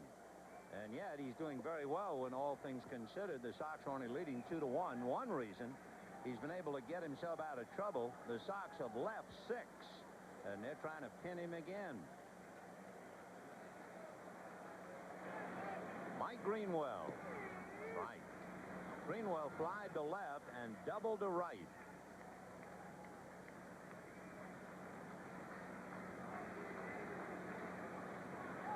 Greenwell has hit in 6 of his last 8. Big chopper into right field, base hit. Evans is on his way to 3rd. Runners at the corners with nobody out. Remember, we said how hard it was in front of home plate. Now, the grass will not slow it down, but you'll get that big hopper, and there it was. Say, I used to look, that's one of the first things, and I still do out of habit, because you almost set your defense that way because you're going to get burned that way. Nothing Bergman could do. Now here comes Billy Muffet. Interesting, at the start of the game, we were talking about the opponent's batting average, the lowest in the American League, just 194. If you look at the batting average today, the Red Sox are hitting 368 against him. So Jeff Robinson is really in trouble again. In the 1st inning, a 2-run home run to Evans. In the 2nd inning, he walked 3 and got out of the jam. In the 3rd inning, he gave up a double and a strikeout on a wild pitch and got a double play. In the 4th inning, a pitch out nailed a runner so that he gave up 2 hits and a walk and struck out Boggs to get out of the jam. And now in the 5th inning, it's another high wire act. 1st and 3rd and nobody out. And as you can see, he is not accustomed to being pushed around like this. He's already allowed 7 hits today in 4 innings plus. Say, he's been pitching out of the stretch all afternoon. So Benzinger, who struck out twice, but the 2nd time it was a wild pitch and he reached. Strike. How many times did you ever strike out in a game? Do you remember? Did you ever have one of those days you struck out 4 times? No. No. Evans at 3rd, Greenwell at 1st. I think 3. 3 was the most. Did you find yourself pressing? Yes. I'm just trying to read Benzinger's mind a little bit here. You hope you put the bat on the ball rather than get the hit. 0-1. And he does. A high drive to center. Back goes Murphy on the track to leap in the air and one-handed. Evans scores. Greenwell back to 1st. 3-1 Boston. Boy, that'll make you forget about the strikeouts. Yes, it will. He did what he had to do. And that's get that ball in the air, and she carried deep. Big sacrifice fly. Murphy gets back in good shape. It carries a little bit farther than he thinks because he makes the one-hand grab. He thought he ran out of room. So a good play by Dwayne Murphy, who has 6 Gold Gloves. Evans carried in the run. And now the batter is Jim Rice. Rice has walked and hit into a double play. That's a strike. Remember, the Red Sox are trying to make it 24 consecutive victories at home. That would tie the 1978 Pirates. Then the only one other record left, the 1916 Giants, who won 26 in a row at home. But the Red Sox had better win a lot at home because 7 of their last 11 series are on the road. 3 of the last 4 on the road. They've got to do it here. Beach ball has just bounced on the field. Watching Rice, Vin, Joe Morgan is really, it's kind of a dilemma because as soon as Rice steps in the batter's box, he's in scoring position. One swing of the bat to give you 2 runs, but the other side of the coin, a ground ball, and you got 2 outs. 1-1.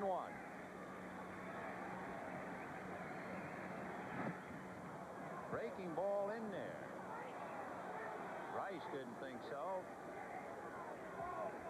And McCoy's the one that called it. It wasn't asked the first base umpire. He called it a strike all the way. Rice thought he had stopped, but apparently McCoy thought it was a called strike. Hey, this is a serious question. You saw Rice give McCoy that look.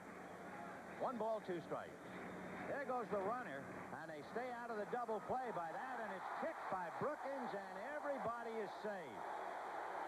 So not only do they avoid the double play with Greenwell going, they get a bonus when Brookins kicks it. Well, they were going to give Rice 2 swings, and after 2 swings, they were going to stay away from the double play, and they do pick up the bonus. What was your serious question? The serious question was, naturally, every time you see a hitter look at an umpire, he's going to argue or dispute the call. Have you ever heard of a hitter looking at an umpire and saying, nice call? No. Good call? No. No. No. I haven't. I don't even dream of it. No, I just wondered. Here's Ellis Burks with 2 on and 1 out, 3-1 Red Sox in the 5th. Ball 1. The Tigers are 50 and 17 when they don't make an error, 18 and 29 when committing 1 or more errors. 18 and 29. Remember, we were talking earlier, they have allowed the least number of unearned runs in the league. Goes hand in hand with the good defense. A chopper to Brookins on the bag, and a bad throw to first. He didn't have to hurry it nearly as much as he did. With Burks, the runner, I think Brookins really gave him too much credit as far as his speed because he was throwing it on the run. It would have been one of those where you run over to the bag and fire it, but he tried to do a kind of a modified quarterback pass because he threw it on the run, and he's way off target. Now watch what happens here. You would think he'd go right to the bag, brace himself, and gun it, but he keeps on moving, and he's way off target. So that should have been a double play ball. The ball that Rice hit should have east been an out. So they are making young Jeff Robinson really work in the heat here in the 5th inning. And Jody Reed at the plate. Red Sox leading 3-1. You can understand just how tough Jeff Robinson is, why he is 13 and 5. Seeing him pitch on a day when he doesn't have his best stuff, and he is still quite somebody to contend with, and should be out of this inning. Ball 1. Fenway's one of those parks that a 3-1 lead. I mean, it isn't that much because you get anybody that walks, or any right-hand hitter at least, who walks in the batter's box is in scoring position with that nice friendly left field wall. Jim Rice at second, Ellis Burks at first. 2 out. Line drive, great catch by Tom Brookins. Wouldn't you know, the man who makes the error makes a brilliant catch, as good as you'll see anywhere. 1 run, 2 hits, 1 error, 2 left. A big play by Brookins.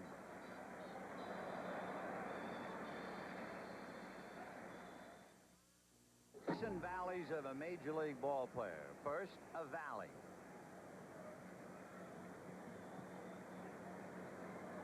Then maybe Another valley, and then the peak. A magnificent play. Tommy, 35 years old last Wednesday. The ability to endure and survive, that's the key, isn't it? That is. I mean, that last inning was the Brookins hour, and here he is leading it off.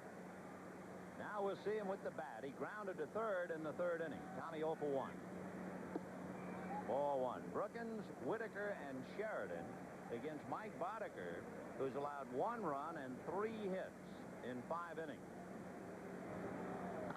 Line drive, and so Brookins does it all.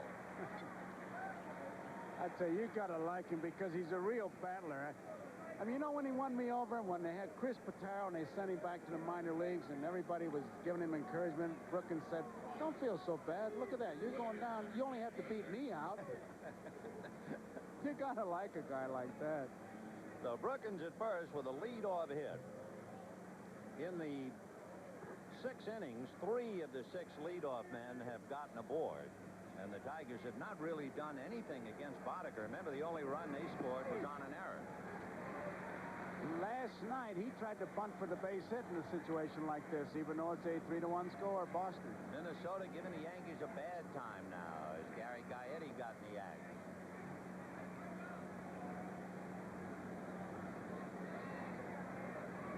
Red Sox 3, Tigers 1, top of the 6th. Off speed, way out in front of it. Well, it was a classic when you can reduce the art of hitting to the simplicity that Ted Williams had it. And I always remember Ron Fairley saying to Ted Williams when Ted was the manager for the Washington Senators. And Ron said, I'm having a lot of trouble with the changeup. And Ted Williams said, well, then why do you swing at it? And I thought, oh, my gosh. It's so simple for him. That's from an expert, too. And that one's fouled. And they're all alike. Musial telling Kurt Flood. Flood said, I'm having trouble. What's your secret? So when you see the ball, hit the tar out of it. Lou Whitaker would like to know the secret. Look at that. 2 hits in his last 33 at-bats. So he is struggling. Smithson and Bolden are up again in the Sox bullpen. Brookins at first, 3-1 Red Sox in the 6th. Fouled away the other way. Before the game, talking to Boggs about hitting, we were talking about the backup slider, and it was kind of a long thing. But he said something. He said, well, when you see the dot, that's what you hit. I said, what dot? No dot on a baseball. He said, the red dot. I said, what red dot? You mean the printing? He said, no, when you throw the slider, it spins the seams. It turns into a dot. You believe in that? No wonder I couldn't hit. What do they think you are, a machine? Yeah. 1 and 2. Dot. What dot? Got the I, cross the T.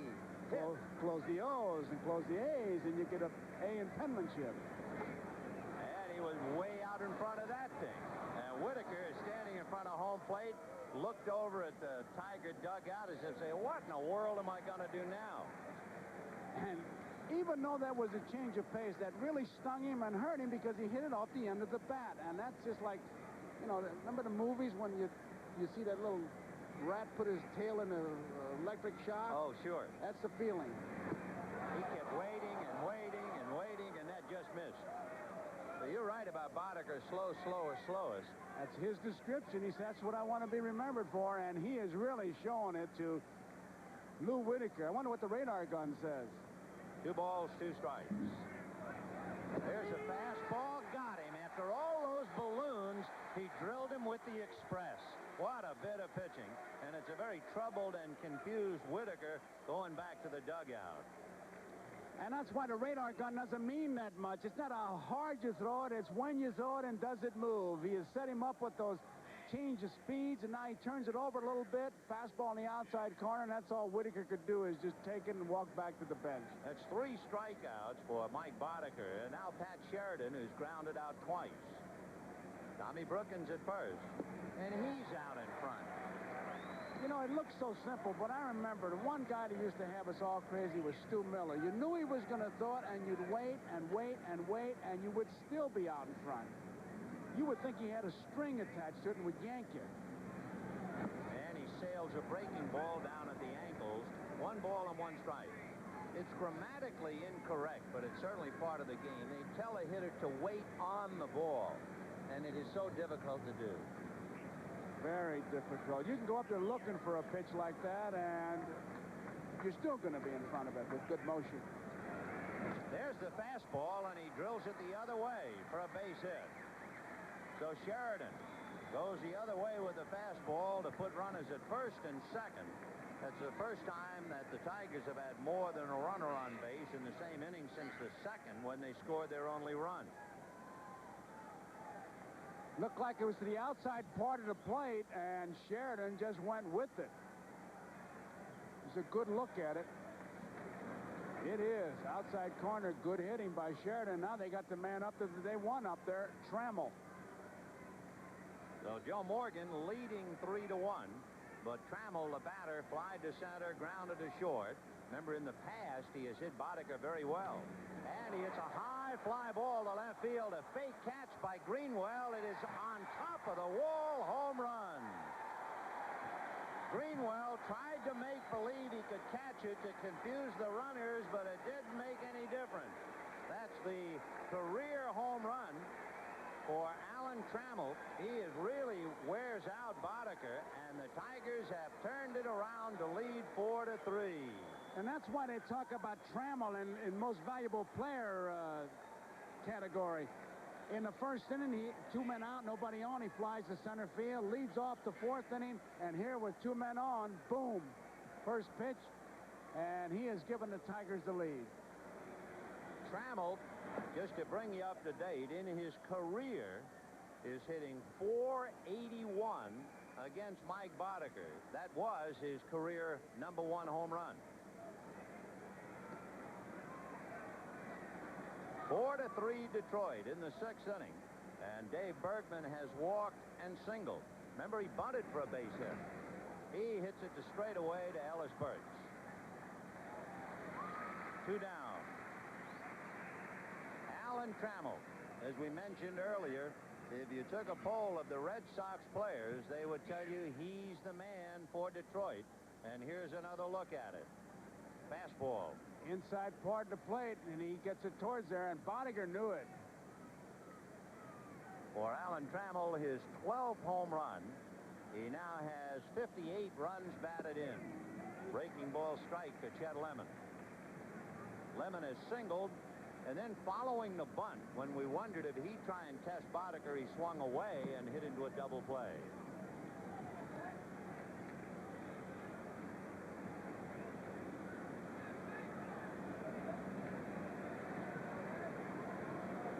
So Sparky and his Tigers back atop the heap, 4-3. To look ahead, the Sox will have Rich Gedman, Wade Boggs, and Spike Owen. And the Sox have not been retired in order today. They've left 8 men in 5 innings. So they've been spinning their wheels so far. 1-2. Got it. You saw Gedman motion sidearm when he patted his leg, and it got him. 4 strikeouts for Boddicker. However, 3 runs, 3 hits, and at the end of 5 1/2, Detroit 4 and the Red Sox 3. Alan Trammell puts the Tigers out in front 4-3, and of course the Red Sox, and particularly Lee Smith, would just forget about opening day here when in the 10th inning. Alan Trammell hit a similar shot into the screen above the monster, and Detroit won opening day by a run. However, it's a long way from opening day. Game number 116 for the Red Sox. So they have 46 left after today. And the old story, waste not, want not.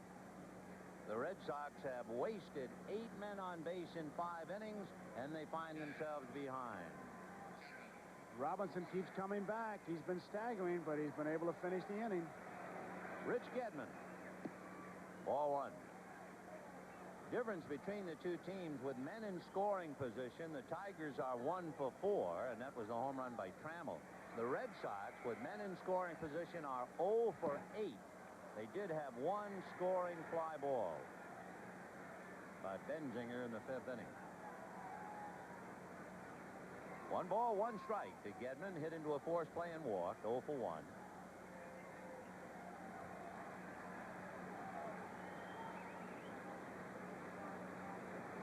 One and 1. Good fastball, and Gedman went after it. 1 and 2. So Jeff Robinson, who's been bobbing and weaving for 5 innings, suddenly finds himself out in front. He'd been trailing since Evans hit a 2-run home run in the first inning. Sinker swung on and missed. Noakes takes care of him. That's that getting anxious kind of swing with 2 strikes, and it looks like that ball, when it hit off Noakes' shin guard. I don't think he got a glove on. Let's see as we look at the replay. Way out of the strike zone. I mean, no way. Hit his glove. He stayed in front of it, and he finds it immediately. Gedman's an easy out. Wade Boggs, the batter, hit back to the box, walked and struck out. And his strikeout in the 4th inning was a big one. It came after 2 hits and a walk. And in the 4th inning, remember, the Tigers called pitch out and erased Ellis Burks. And then Reed singled and Gedman walked, only to have Boggs strike out. Wade hitting .355, 0 for 2. 4-3 Detroit, bottom of the 6th, 1 away.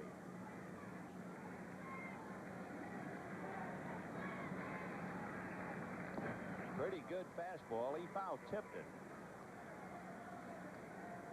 Say, he doesn't appear to have lost anything. The fastball he threw to Gedman, the first 2 pitches looked like they sounded like they had good stuff on them. We're right behind home plate, our vantage point. That was a good one to Boggs. Jeff Robinson is a big man. He is 6'6" and weighs in at 210. 97 pitches, Vin. Boy, he's had to be strong to go along with being big.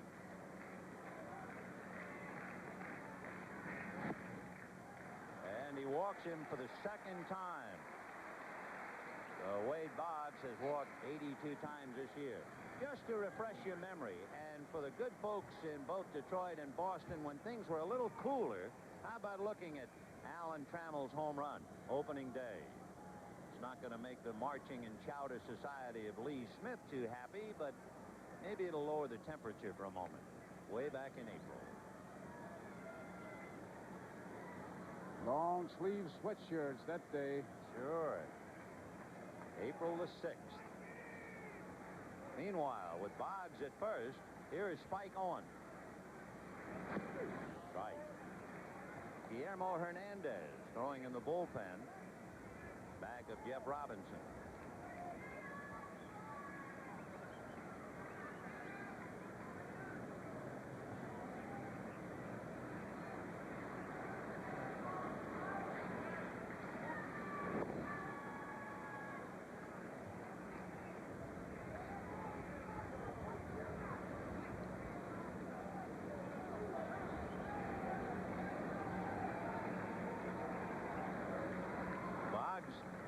The tying run at first. 4-3 Detroit, bottom of the 6th. 1 away. In there. 0-2. If there's been one consistent strike, it's been the inside pitch that McCoy has been calling. Although I must say that Owen disagreed with that one. Owen does not strike out very often, about 10% of the time. If you're thinking about putting on a play, but you can't do anything now, 0-2. In the dirt, nice save by Matt Noakes. 1 ball and 2 strikes the count. You know, we're counting pitches. Do you ever remember a game and the number of pitches associated with the game? No, never. I don't remember us counting pitches. You would just kind of go on what you saw. If he was losing it, you knew it. And most of the times, the opposition's bats told you. 1-2 the count. Tied him up, and he just did get a piece of one in on the fists. Maybe that's one reason why Spike has struck out less than 10% of the time, the way he just handled that pitch. Watch. Really ties him up. He's got it in a good spot. He hits that ball. He's not going to hit it anywhere. He hit actually behind him. That would hit him on the back foot. And yet, even though Boggs opened up with the walk, they would not put any kind of a hit-and-run play on, and he's grounded into 6 double plays. And line down the line, foul. Oh, he got that hitter's delight, that nice high curveball. Didn't really bite. It just kind of floated up there and was breaking towards the bat. And even though it looked like it was out of the strike zone, Owen wasn't about to let that one go. Watch this pitch. It's a breaking ball, way nice and high. Look at it, let her high. He has 5 home runs, but only 1 hit as a left-handed batter.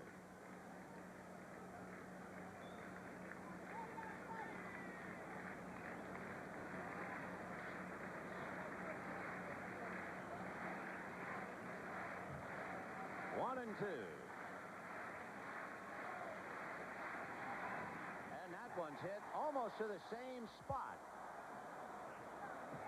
Getting it so far inside that it's hard for him not to pull around on it and pull it foul. It's one of those pitches that if you're going to miss with it, you better miss inside and have him pull it foul, because if it stays out over the plate, it is a home run. Remember, it's only 302 feet down the right field line here at Fenway. That's the shortest porch in the Major League. Got him, and might have gone after a bad ball. I think it was, man. Looked like a high fastball with 2 strikes. He was going to just try to get a piece of it and put it in play. But that's a hard pitch to lay off of, because you see it, but that's where it moves a lot, too. Definitely high and definitely a ball, but with 2 strikes, you're not going to be up there being that choosy. So Spike Owen does what he normally doesn't do, strike out and chasing a bad ball. And the batter now is Dwight Evans. Keep in mind, the last time up, Evans jumped on that first pitch and singled hard to left field. Evans hit a 2-run home run in the first inning, flied to right in the 3rd inning, lined a single to left in the 5th. He has scored twice and driven in 2. 4-3 Detroit, 2 out in the 6th. Right. Remember that Evans was in a terrible slump on the recent road trip. No hits in 22 at-bats. He broke that up last night with a single and a double. And then he had another double last night, so he had 3 hits. 1-1. But Dwight's been busy, scoring 3 times last night and twice so far today. 4-3 Tigers, 6th inning, 2 away. Wade Boggs at first base.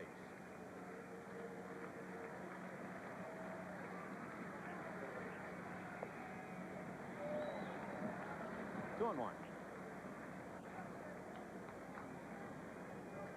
Those are Robinson's numbers, and you can gather right away with 5 walks and 6 strikeouts in less than 6 innings. He's been laboring. Sox have gotten at least 1 man on in every inning. They didn't leave anybody in the first inning because of Evans' home run.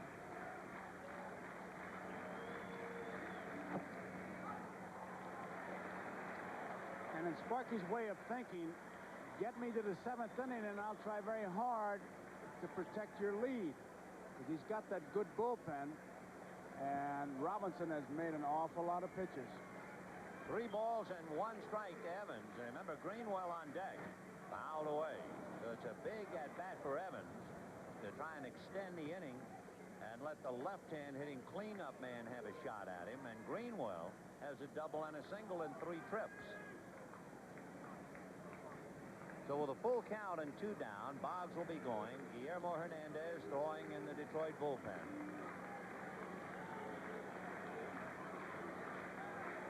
Holding Boggs. Bergman is behind him. Boggs goes, and so does the ball. It is gone.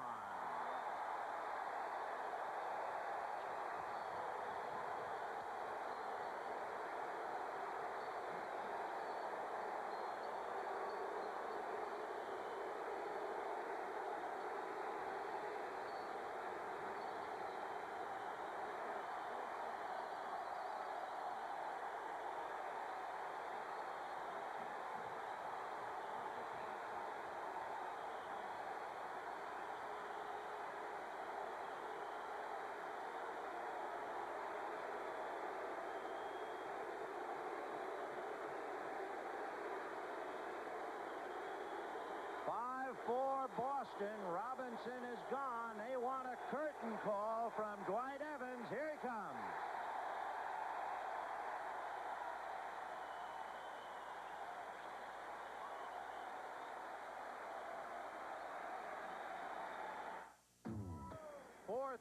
Detroit. 2 out, 3-2. Boggs going, and so did the baseball. Out of the stadium. He knew it. The minute he hit it, it was gone. That was 111 pitches for Robinson, 22 in that inning. You think he gets it all? Watch his reaction. And it's his second home run of the day, and you see that number that stood the crowd on its ear. Dwight Evans' uniform number is 24. And if the Red Sox win today, it will be their 24th consecutive victory. 24s all around.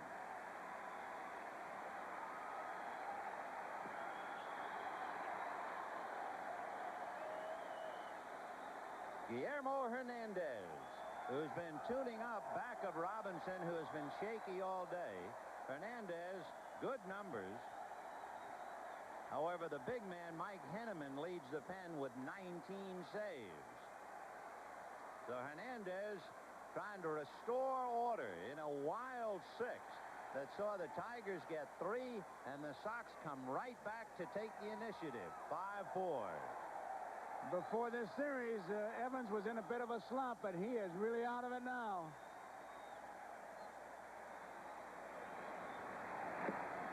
Ball 1.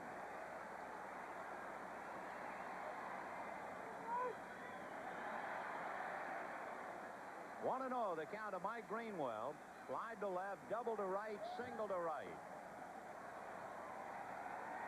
2-0. And this crowd, over 30,000, beside itself with joy.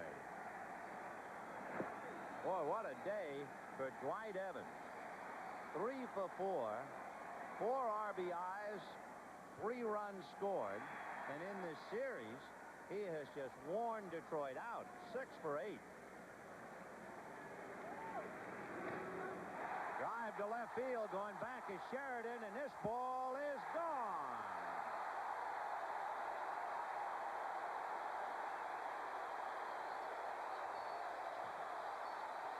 Inside out, and that's what they do well.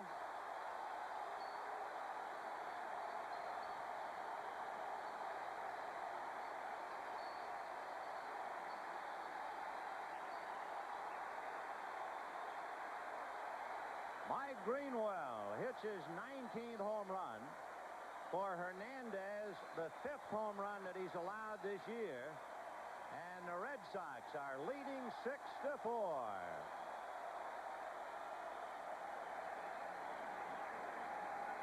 And after 2 outs, Vin. And both strikeouts, with Owens and Gedman striking out, there was a walk to Boggs.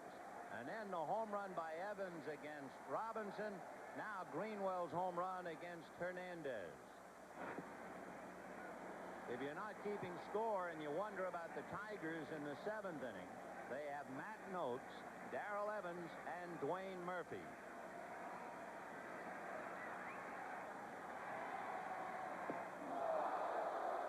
Two and 1.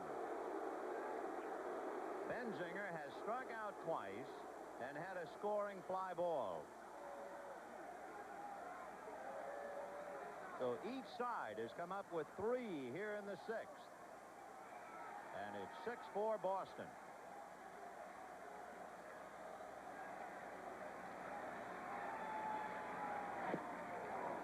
First high and inside, then away, and he chased it, and they count 2-2. That's a familiar pattern. That is. And that's the sign of a guy who's been around that block. Hernandez certainly has. He moved him back good with that high fastball and then hit the outside corner, and he just kind of reached for it. He didn't have a good swing at all. And chased one in the dirt, and he's going to reach because it'll go to the backstop. For the 2nd time today, Benzinger has struck out and reached. The last time in the 3rd inning on a wild pitch, We'll see how they rule this one. Wild pitch or fastball. I'm sure they'll call it a wild pitch, but once again, Noakes reached. The one time that he didn't is when he made the play, when he kind of scooped it. You have to almost be a hockey goalie when that ball's hitting the dirt. Reaching one hand is not going to do it. And in the dirt, it's a wild pitch. So twice Benzinger has reached on the wild pitch. And here is Jim Rice. Late on that fastball, 0-1. Rice walked, grounded into a double play, was aboard on Tom Brooken's error in the 5th inning.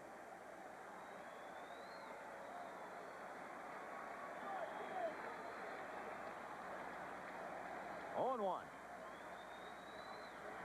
Fouled away, 0-2.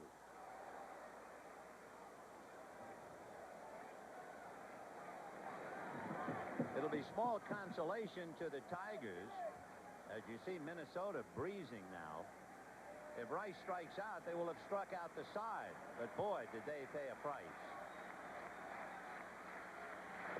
Ball 1. Surprised they're not running Benzinger. Only if they do get him thrown out, Rice will lead off the next inning. He's got 2 quick strikes on him. I'd be looking for him to go. That's the last thing you look for here, I guess, is the running game. Foul back. Big guy like this, you give him a couple swings. As we look at Dewey Evans, he's the man of the hour. 2 home runs, each with a man aboard. And Joe Morgan suddenly sitting on top of a 6-4 lead. 1-2. Got him with what looked like a screwball. It turned over on the corner. So Detroit strikes out the side, and the Red Sox walk away with 3. It is 6-4 Boston at the end of 6. We'll be right back after these messages from your local station, and we all look at 24. Mike Boddicker is finished for the day, but he went 6 innings, allowed 4 runs, 6 hits, a walk, and 4 strikeouts. And Boddicker can be the winning pitcher.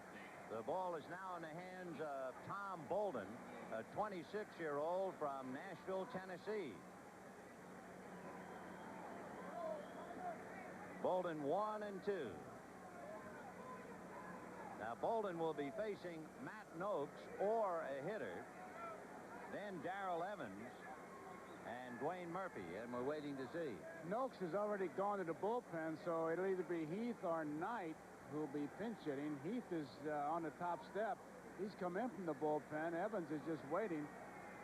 See who Sparky Anderson chooses. There's Mike Heath. Salazar right in front there. I would think Salazar would be a trump card to be used later on with his big numbers, 11 home runs. And he's trying to get aboard, and then will stay right in the lineup, hitting in the catcher spot. Montreal knocks off the Mets 7-4. So Montreal trails by 4.5. They've won 8 out of 11. So for the moment, that's exactly the National League East. Montreal is a power to reckon with because they are a good team at home and on the road. They're 6 games above 500 at home, and they are 5 games above 500 on the road. So that's a well-balanced club, and they're far from out of it. 4.5 back of the Mets. By the way, the Expos and the Mets play a doubleheader tomorrow.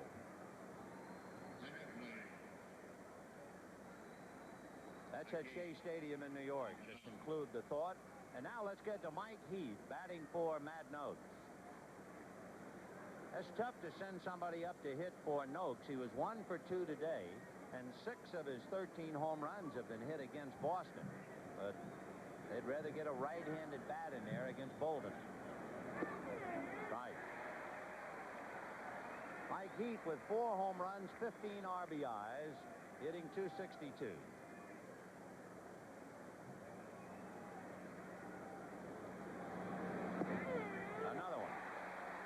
And he laid 2 beauties right there. I mean, that's what you like to see the relief pitcher come in. It's almost like he's sending a message saying, hey, I'm throwing some good strikes. Good curveball, a comebacker. Boy, did he break off a dandy. 1 away. Friends, the game of the week is brought to you by the heartbeat of America, today's Chevy truck. One down, and Darrell Evans checks in. 0-2, and you try to hit, and this is what you get. The two best pitches he took, and now he tries to hit that curveball, but with 2 strikes, he had to chase it, but it was definitely out of the strike zone, but too close to take. If you're wondering about why they hit for Matt Noakes, you just look up his numbers against left-hand pitching. Noakes has 1 home run and was hitting .223, so they gave him a hook. Darrell Evans struck out, grounded into a double play, 0 for 2. Fastball hit to straightaway center to Ellis Burks. Talk about left-hand hitting against Bolton. It's only 205, 8 for 39, so Joe Morgan knew what he was doing. You look at Bolden's numbers, besides the 1 and 2, in just about 20 innings, 9 walks, and 14 strikeouts. So he's right around the plate.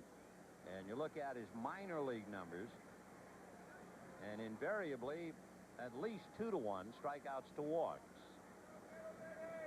Dwayne Murphy fouled out, grounded out, 0 for 2. 4-1.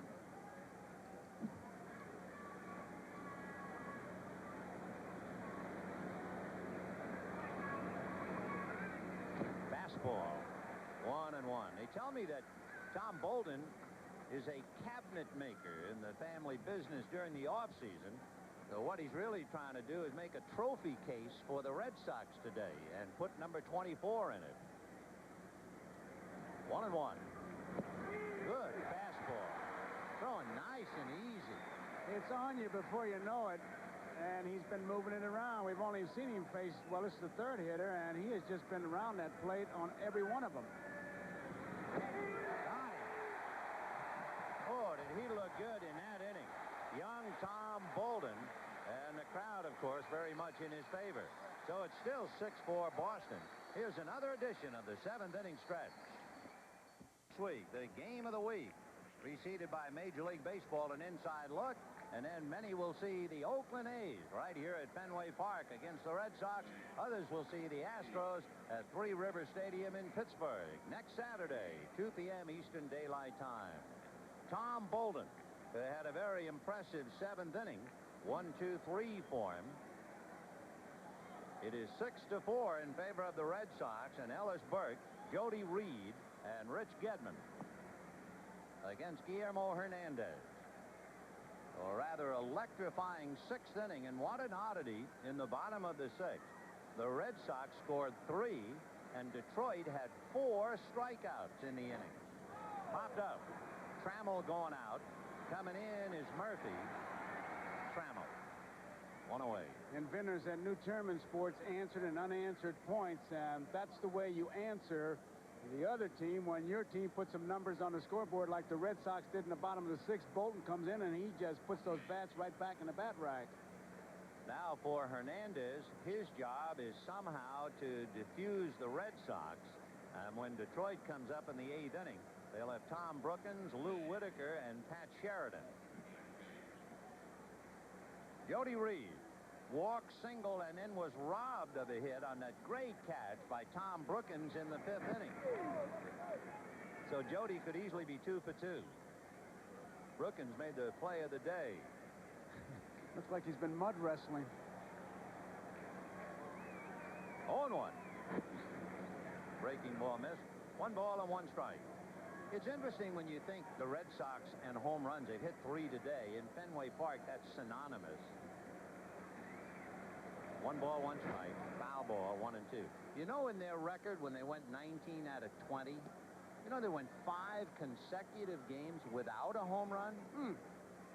That's hard to believe.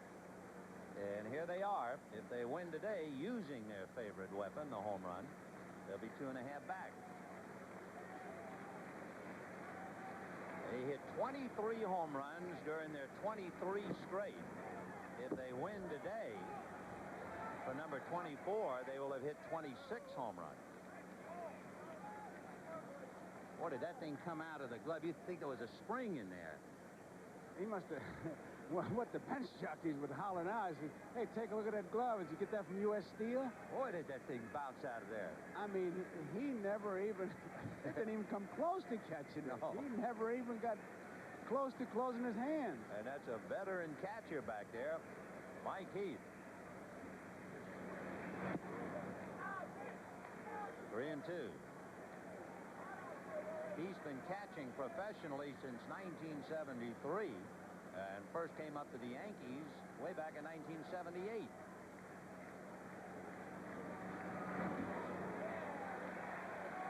Oh, with one out, Reed draws the walk. And the batter will be Rich Gedman. The Red Sox led 2-0 and 2-1. Then it was 3-1. Then the Tigers turned it around to lead 4-3 on the home run by Trammell. And the Red Sox turned that around on home runs by Evans and Greenwell. So it is 6-4 Boston in the seventh. Gedman hit into a force play, walked, and struck out.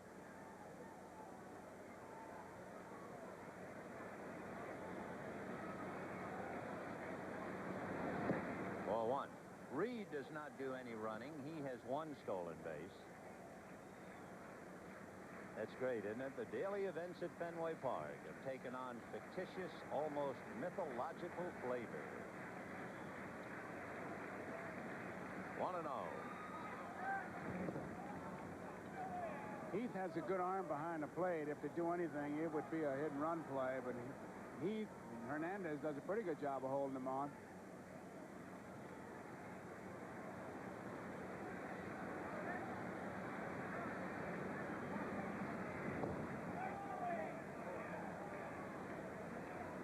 Boston 6, Detroit 4, bottom of the seventh inning. Hernandez picking up the pieces for Jeff Robinson, who went 5 2/3 innings. Hernandez came in when it was 5-4 Red Sox, and he was stung immediately by Mike Greenwell's home run, his third hit of the day. Here's Greenwell. He has a single, a double, and a home run, and he won't get a call in the parlance of the racetrack because Dwight Evans has 2 home runs in a single. And that's hit to right center field, and there's nobody there. Going over to run it down is Murphy. They will send him in. The throw to Trammell, no play on the double by Gedman. 7-4 Boston.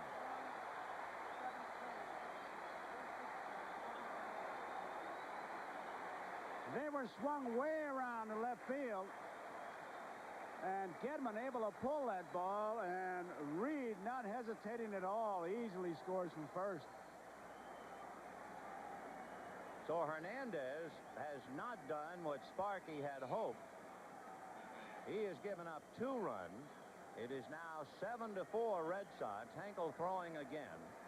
And Wade Boggs will be coming up. Look at the gap. Murphy having to come way back and just did snare it. That thing almost went to the wall. He got it back as soon as he could, but Reed scores easily. He was way over in left center field. That's a case of stacking your defense and not being able to make them hit that way, so you pay the big price. Wade Boggs against Hernandez and Gedman at second. Boggs has walked twice, hit back to the box, and struck out.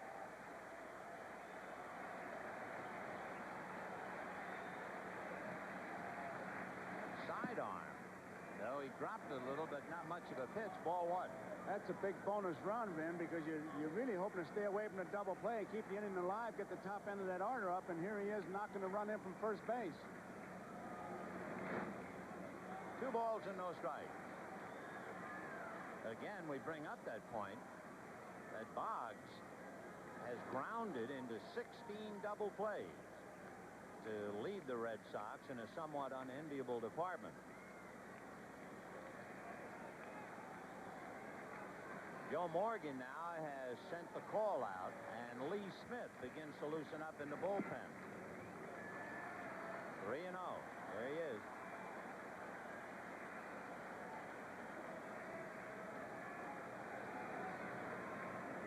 To Wade Boggs.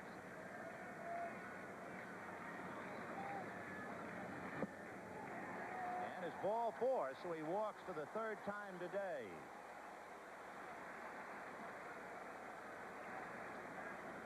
Boggs, with his 3 walks, has scored once on a home run.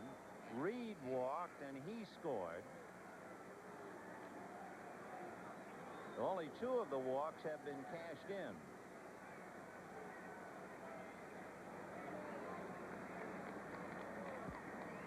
Spike Owen has singled to right, hit into a force play, flied to center, and struck out. He's 1 for 4. Owen batting .249 on the corner. On deck is the man wearing the number. It's all wrapped up in his shirt. I'll tell you, that was one of those temperature strikes. It's getting hot, and swing the bat. No balls, 1 strike to Spike Owen. Scroogey in there. There's another one. I think the barometric pressure may be getting McCoy.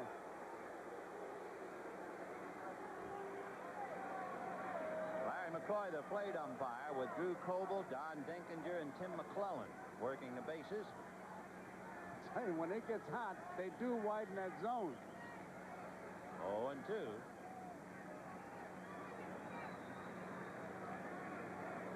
Rich Gedman at second base has just doubled in a run. And the walk to Boggs puts runners at first and second. 1 out in the inning.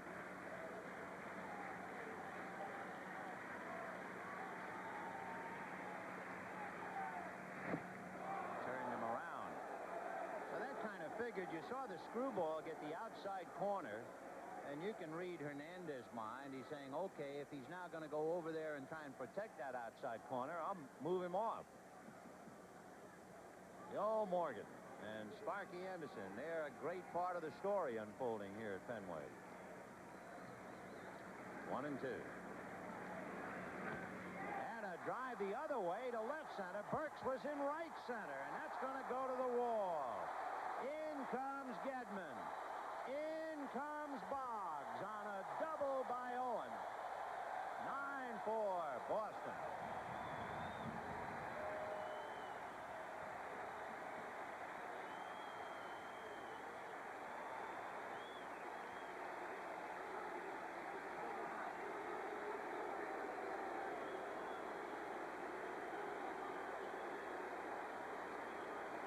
Murphy has to be talking to himself in center field. He was in left center field with Gedman hitting. He hit it in right center field. He's in right center field, and Owen hits the ball in left center field. So if you're going to make me play there, you better make him hit there. Boy, they are running his legs off, and they're also dispatching Guillermo Hernandez. So the Sox have scored 8 runs or more in 26 games this year. They're on their way to making it 25 out of the 26. And it is 9-4 Boston. Murphy has been running a marathon out there. Before the game, I was asking him, who do you key on? He says, I watch where the catcher sets up because a lot of times I can't see the signals, and I watch where he sets up, and that's what I do. Now, watch Mike Heath. It looks like he wants the ball low and inside. And it's a little bit to the outside part of the plate, and here goes Murphy. They've really had him running, Vin. He ought to get some mileage. Murph has really been on the road, and he's here in Boston, going into left center for Gedman's ball, right center for Spike Owen's ball, and all the while the Red Sox having a ball.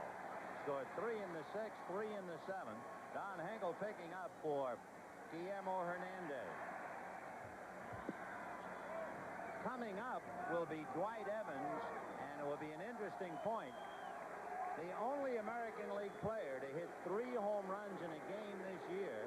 It was opening day when George Bell did it against Kansas City. Evans today has 2 home runs and a single in 4 at-bats. Henkel has allowed 3 home runs, and he inherits Spike Owen at second base. 9-4 Boston.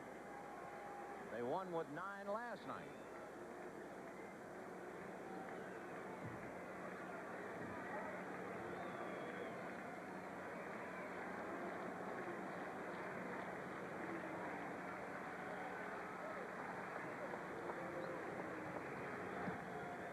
slider away, ball one. I tell you, if you're Evans and you got that big a lead, you got to be thinking home run. You really have to fight that urge to overswing. With 2 home runs today, he has 12, trying to pick up Owen from second base. 1-0. 2-0.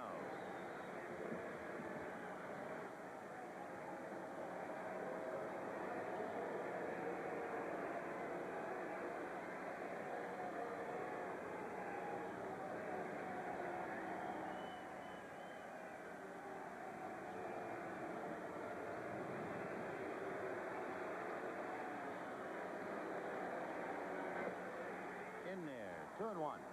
Evans hit it on the first home run on a 2-2 pitch and then a 3-2 pitch. So it's been the 2-strike home run. That means pretty good concentration. 2 balls, 1 strike. Ball 3. On deck, Mike Greenwell.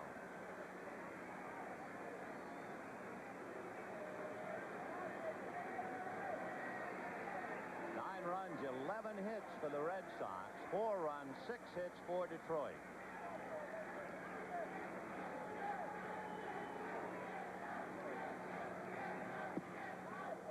And they're walking.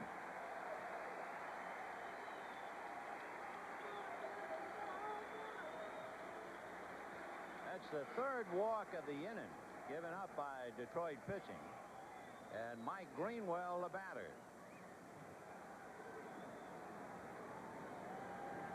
See how consistent Mike Greenwell is last year and this year. Remarkably so.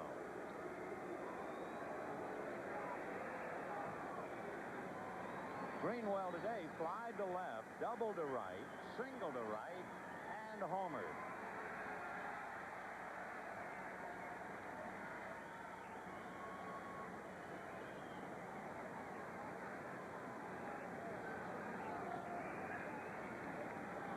Well, Mattingly kicked out.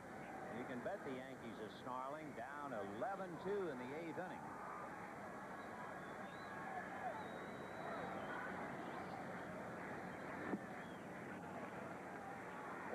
It's been one of those games for Sparky where he almost has to have a meeting with his pitching staff and his pitching coach and everybody else. 4 strikeouts in 1 inning, 3 base on balls this inning. It's been one of those games you really don't have to read the disclaimer. A couple of strikeouts on wild pitches. Right. Ball 2. So Hankel does not appear to be the answer for the moment. Pitching very, very cautiously. He walked Evans, and now he's behind to Greenwell. The Sox on the road scored 8 runs in their last 4 games in Detroit, if you remember. And here now they've scored 18 runs in 2 games. And that's going to be hit at Brookins. No further play. Greenwell was out in front of it, hit it off the end of the bat. Second out of the inning, and it'll bring up Todd Benzinger. Benzinger twice today struck out and reached on wild pitches. He has struck out 3 times, and he's also had a scoring fly ball.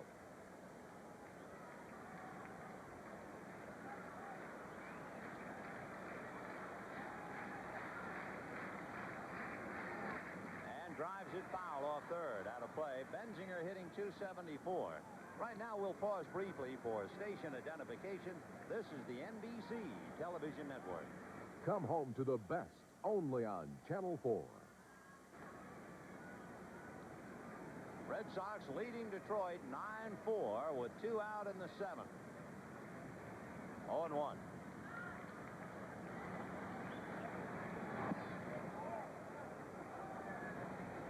One ball and 1 strike. No swing, says Tim McClellan.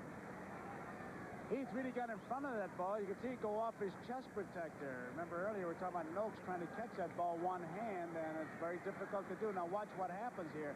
I don't even know if the glove gets near there. Look how he's trying to shovel it there, and it's just right in front. It's almost like a hockey goalie. Shovel it in front.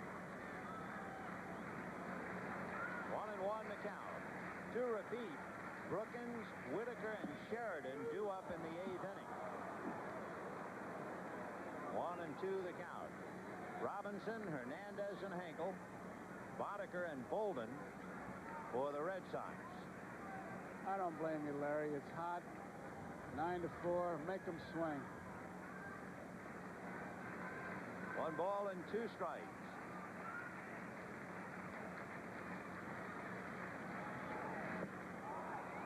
Well, that's quite a day for Benzinger. He strikes out 4 times and still has a run batted in to show for the day's work. At the end of 7, 9-4 Boston. It's particularly hot if you're losing. I mean, it's hot no matter what, but if you're losing, you really feel it.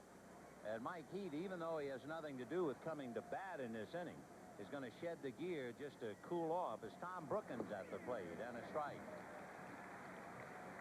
I'm surprised that he might even try to come out there and just catch with the shin guards and the mask. That's been done. 0-1. 1 ball, 1 strike. Reminds me, I think it was Don Slaught who said that in order to protect his face, he had been beamed earlier this year. He was going to keep the mask on at all times, even for plays at the plate. Did you ever do that? No, I never did it, but Gedman does it all the time. Gedman did it last night when he thought he tagged out Trammell. I asked him about it today. He said, I just want to protect my cheek. It wouldn't take much to hurt it.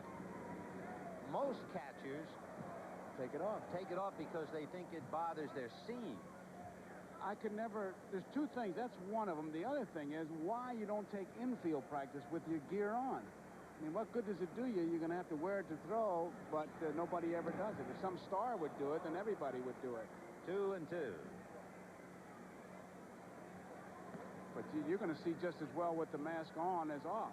You think so? Sure. You only look at it, 3 fields. You don't need peripheral vision. 3-2. And it's popped in the air off third base. Boggs is there. 1 away. The paid attendance today for the 33rd straight time, over 30,000. 33,601. 33,601. So the Sox are playing exciting ball and winning ball at home, and the folks are coming out to see them. They're getting close to the 1,000,007 mark, and they ought to go over that tomorrow. Tomorrow, by the way, Roger Clemens for the Red Sox and Eric King for Detroit. King, with a record of 2-1, has only made 3 starts this year. Now you got to figure Clemens is favored, right? Just like last week, right? Let's see, Bruce Hurst was 3-10, an earned run average of 7.5 against Jeff Robinson, and they go shutout for 9. And then Hurst wins it in the 10th and then beats him again last night.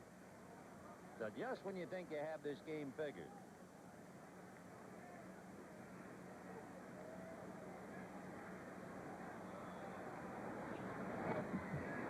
Ground ball to third. Boggs is there to take care of him.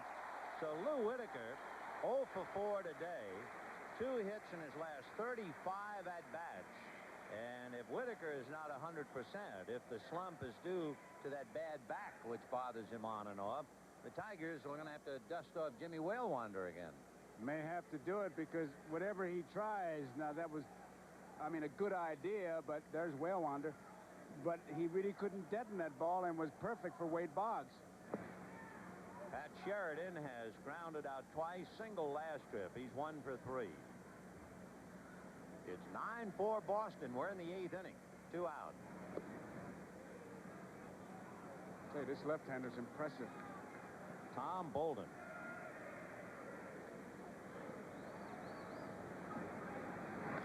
And a drive to left field going back is Greenwell to pick it off. So Bolden has retired 6 in a row. And at the end of 7.5, Boston 9, Detroit 4. You're looking at Sherm Feller, who was born in 1918.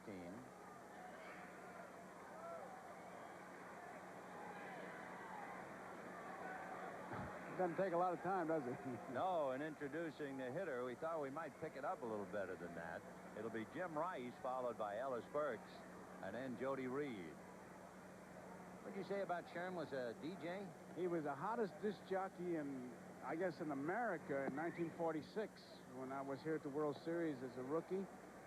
And We the People, a radio show, he was booking it. and he offered me $500 to go on. And there was a dog that was supposed to be able to talk. He offered him $750. And I remember Frankie Frey saying to him, "That dog can't slide." So Frankie got me, he and Leo Ward, traveling secretary of the Cardinals, got me $750. A 7-game series won by the Cardinals. 1 ball and 1 strike. Ball 2. Sherm, we mentioned, born in 1918. 1918 is memorable for the Red Sox. They beat the Chicago Cubs in the World Series 4-2. 2-1. Hot one inside third, down the line and going into the corner. And into second base, standing goes Jim Rice with a double.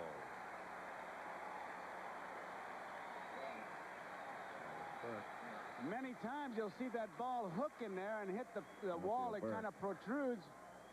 And the shortstop is able to make that play. But this one missed the wall, and once it gets by that protrusion, it's an extra base hit. We're going to have a pinch runner then.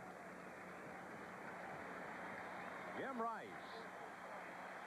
leaving the field and getting a well-deserved round of applause. Running for right.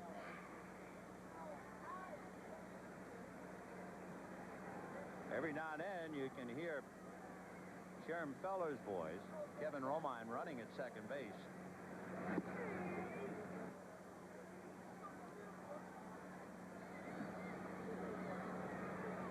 Ellisburg struck out and singled, hit into a force play and popped up 1 for 4.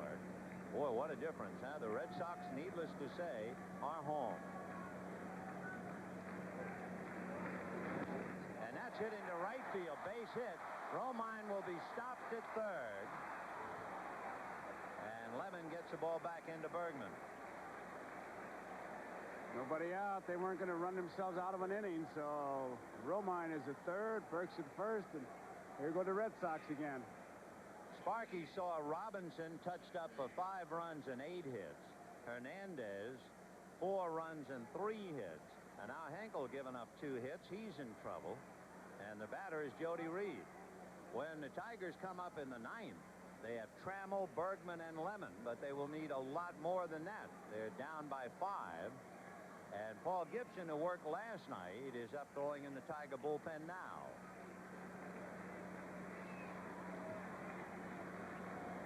Jody Reed, 2 walks, a single, and robbed of a hit by Brookins.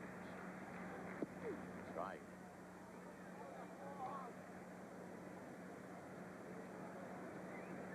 Jody, 1 home run, 20 RBIs. His only home run came against Cleveland back in June. And he goes to right field. Base hit. Romine scores. Stopping at second is Burks. And it is 10-4 Boston.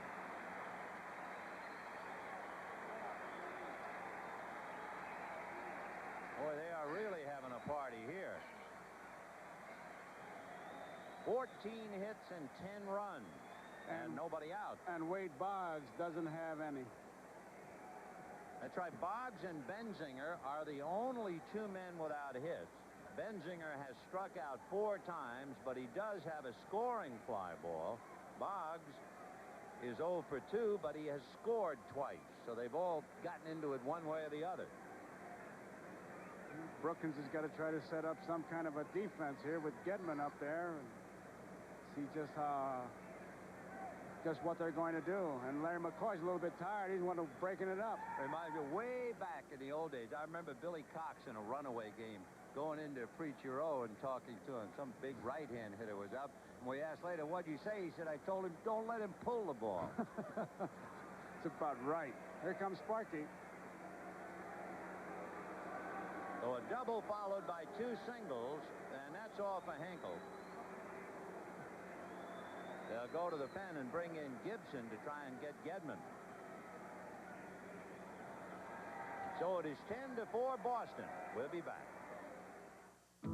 The way the Eastern Division looked this morning, if the Red Sox put this one away, and it certainly looks like they will, a leading 10-4, they'll be 2.5 back.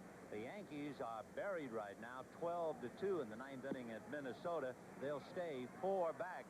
And the other interesting thing to think about, the Tigers have only been swept twice this year. Minnesota in 3, Oakland in 3. They figure to lose the first 2 games of this series and go up against Roger Clemens tomorrow. So Sparky has quite a job ahead of him. Time for him to whip out speech number 987. It's, hey, we're still in first place. Keep your head up. They got to catch us and all that. Sure. 2 on. Burks at second, Reed at first. Ball 1 to Gedman. So Paul Gibson right back on the firing line today after being in there last night. Gibson is 3-1 in his 25th game. Foul back.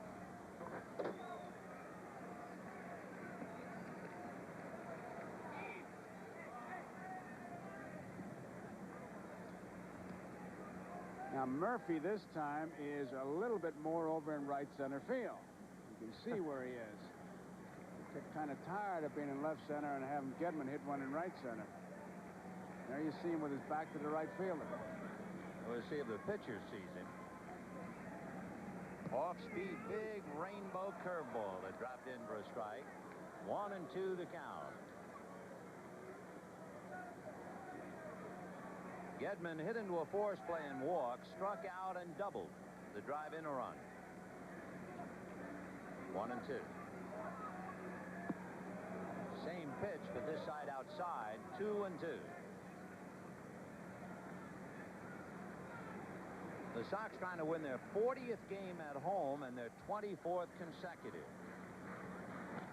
And that's hit, guess where? The other way. And Dwayne Murphy says, will we ever get it together? 2 more runs are going to score, and it is 12-4 Boston.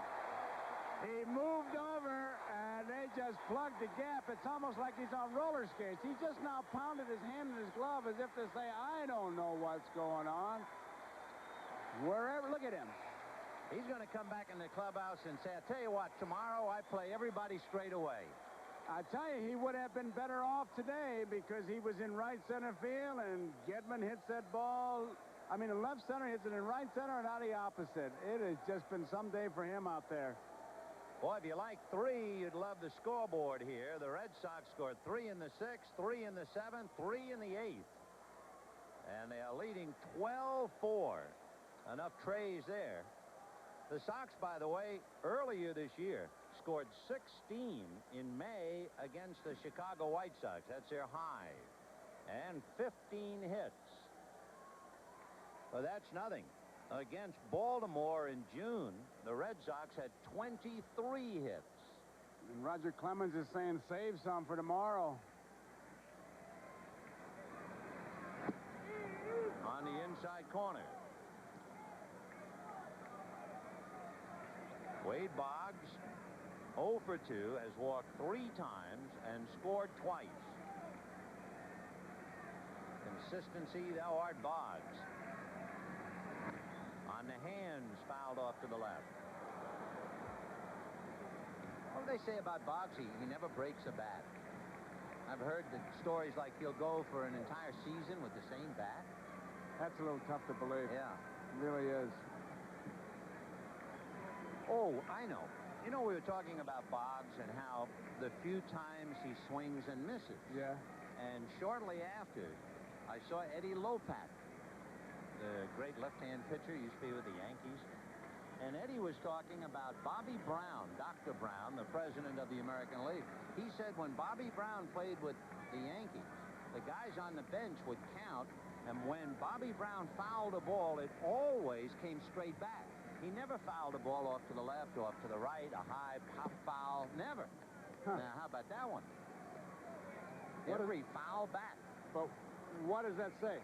I don't really know, except I guess he's hitting under the ball, but it was just he was so consistent that every foul ball came back on the screen. That's what Eddie said. 3-2.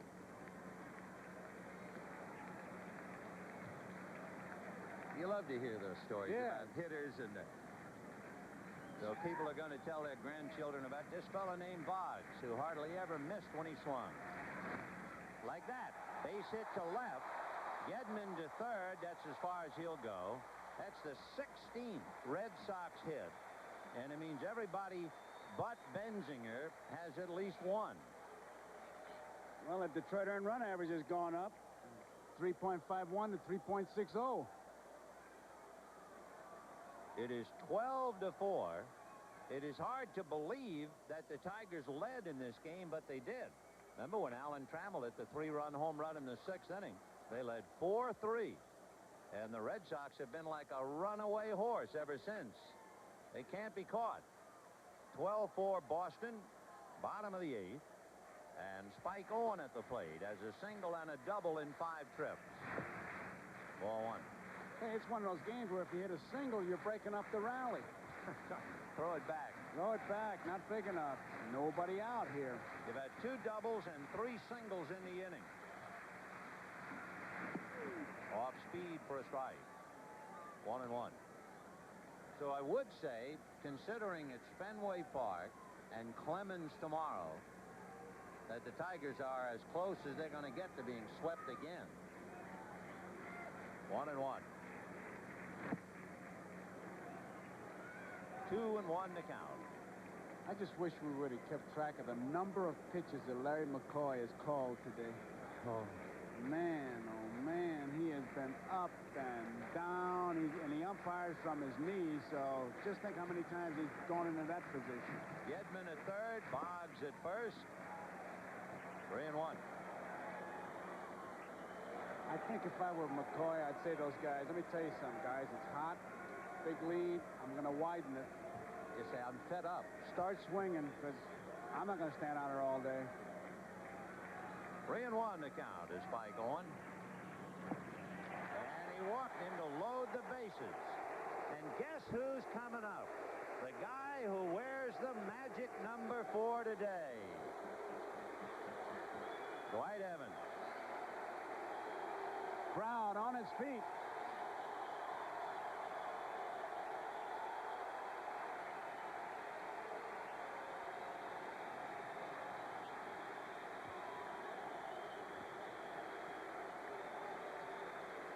Now the question is, if you are wondering, what about 25? Who wears 25? The answer is Larry Parrish.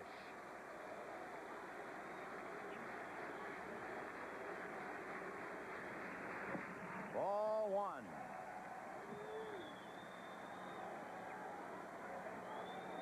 A chance to fatten up in a hurry. And he's already had a big day. A walk, a single, and 2 home runs. That's fouled away. 1-1. I tell you, if he's not thinking grand salami, he's not human. Luckily, with over 2,100 games under his belt in the big leagues, I'm sure he's able to keep himself fairly well in control. 1-1. And it's a drive in the alley, and Murphy was the other way. In comes Gedman. In comes everybody on a triple by Evans.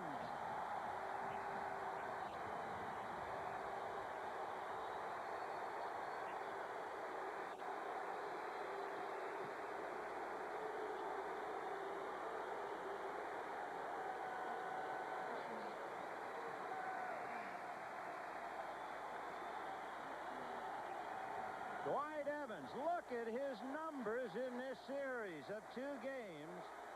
He couldn't come out to take a curtain call. He's taking one from center stage. It is 15-4 Boston.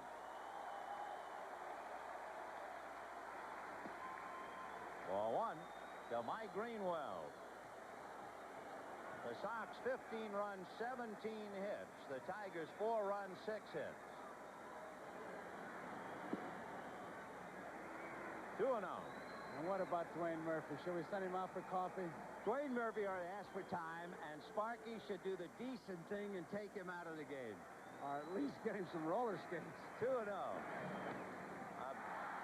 Hopper to left, and Evans will score to make it 16-4 Boston.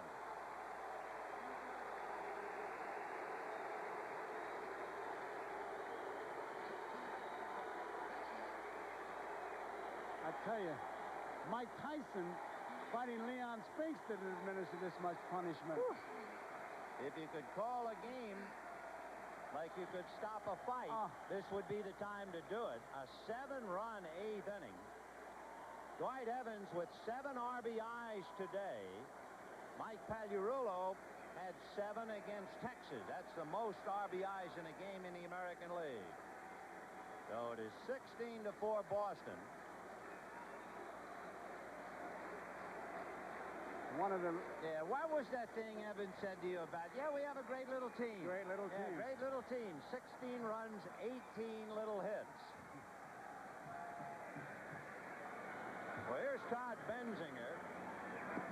He's the only Sox player on the outside looking in. He has struck out 4 times. Does not have a hit, but he does have a run batted in. I just saw the most innocuous question asked. Bergman wanted to know if he should play behind him. 1-1. Murphy should ask that. Want me to hold him on.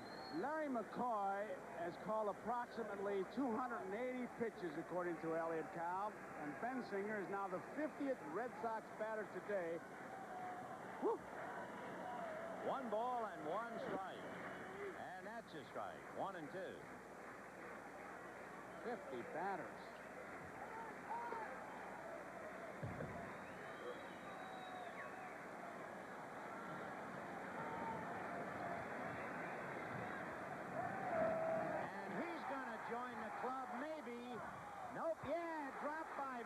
But he gets the ball to Boddicker, who gives it to Trammell. It's your usual 8-4-6 force play. Murphy had it for just a split second and couldn't hold on to it, and Boddicker thought he might tag him, but Trammell, ever alert, was standing on the bag and made it easy for Boddicker to give it to him. Watch this. He's got it right there, and then it'll just pop out to the right there.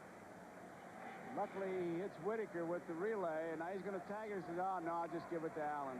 They work on that play all spring training. All spring. 8-4-6 force. Kevin Romine, who got into the game as a runner, now has a chance to swing the bat. 16-4 Boston. Of course, it's the old story. You only have to lose by 1. Doesn't mean very much if you're Detroit. You just sweep this one under the rug. But if you are Boston, you really feel pumped up now.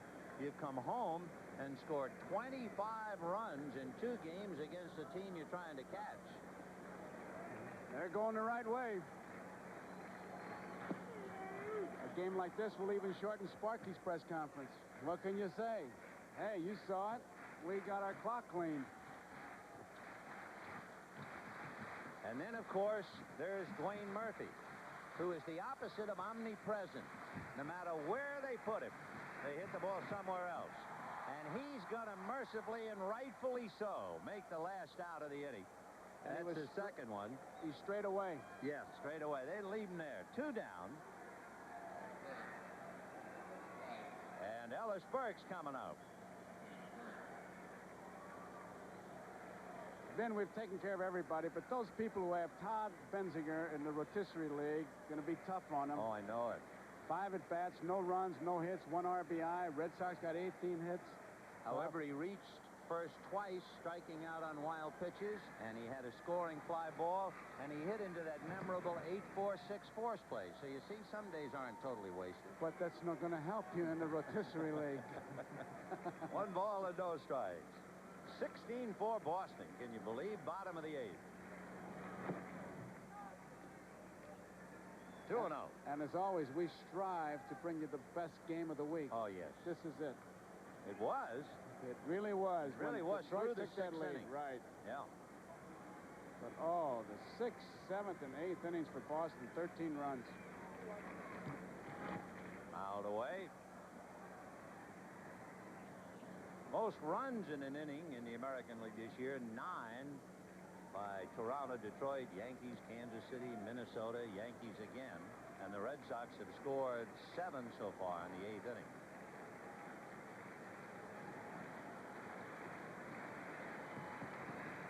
You think we've been warm? How about those guys running that scoreboard out there?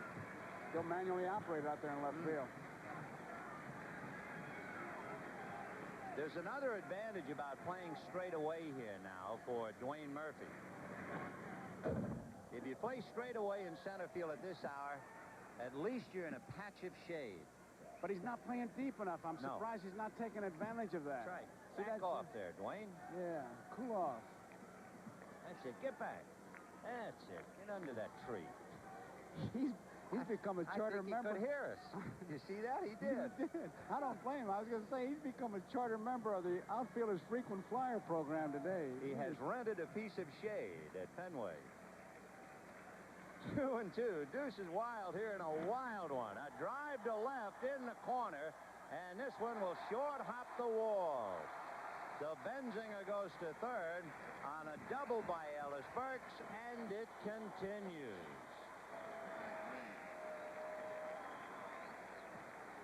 Here comes Sparky again. Now, he's superstitious. He'll not step on the foul line. He'll avoid it. Watch him. Why? Today, I mean.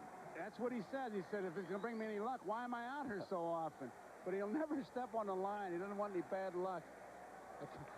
I can't understand that. Especially today. You think he's gotten all the luck in the world, and it's all bad. So Paul Gibson heads for the shower. 16 runs on 19 hits for Boston. For Detroit, 4 runs, 6 hits, 1 error, and it is head-shaking time for Sparky as he chats with Mike Heath. Look at those numbers. 19 hits. A lot of base runners.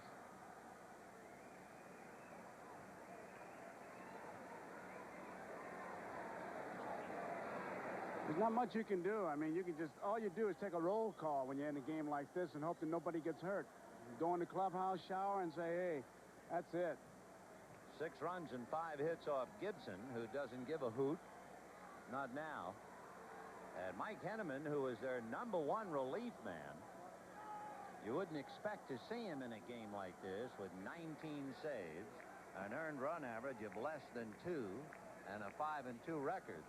But somebody has to get the job done, and considering you don't certainly expect to see a bottom of the 9th, you're asking him to get 1 out. That's all.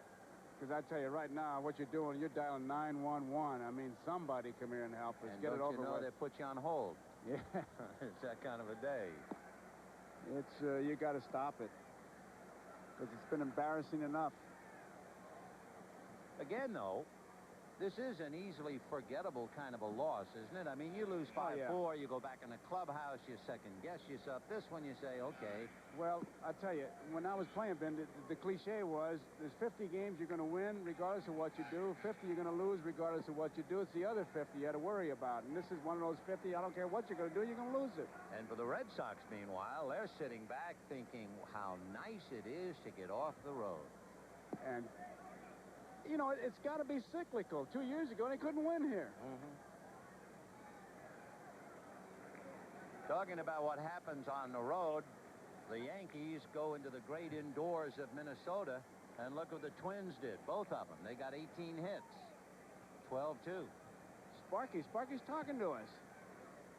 Yeah. Look at the game, Spark saying, don't worry, it's just one. Don't worry, it's just one. We got a long way to go. He's super. I wish I could hear him. Here's Jody Reed. Strike. So Henneman with runners at second and third. The Tiger bullpen has jumped up from 2-6 to over 3 today, so they have really been massaged here at Fenway. No balls, 1 strike. 1-1. Last night after the game, he was quoted as saying, hey, look, this is a crucial series. Okay, there's a lot of them. I'm going to go home. I'm going to watch back to the hotel and watch the movie. But I hope it's not a horror movie because I hate those horror movies. That's how crucial it was to him. 1-1 to count to Jody Reed. Strike. Well, Larry Parrish and his number 25 will be the big number tomorrow. The Sox are on their way to their 24th consecutive victory at Fenway Park, tying the 1978 Pirates. A long throw by Trammell got him, and 7 runs are in the books. The 8th inning is mercifully over, and at the end of 8, Boston 16, Detroit 5, and Larry Parrish sits quietly and watches. The ninth inning, 16-4 Boston. Ed Romero will take over for Wade Boggs.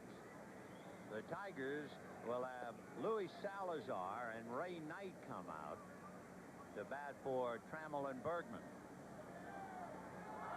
And the left-hander, Tom Bolden, trying to lock up shop.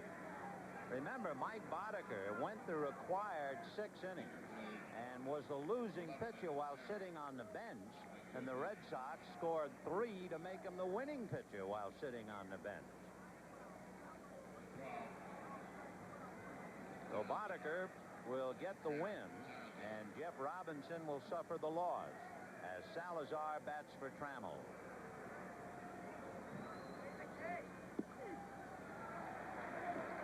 Bolden now just trying to throw strikes.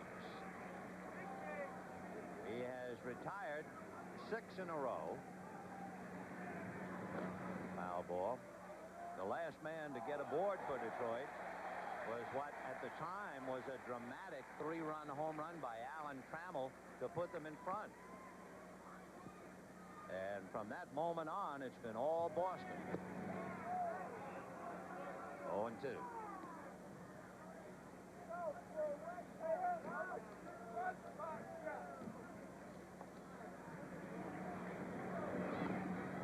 Chopper foul down to Romero. So what it means is Boston will cut the Tiger lead to 2.5. But of course, for Detroit, no matter what happens, they leave town in first place. The thing for the Tigers, we talked before about their schedule and how they finish at home with the Yankees. So Sparky also playing on the road before the last series with the Yankees, plays Baltimore and Cleveland.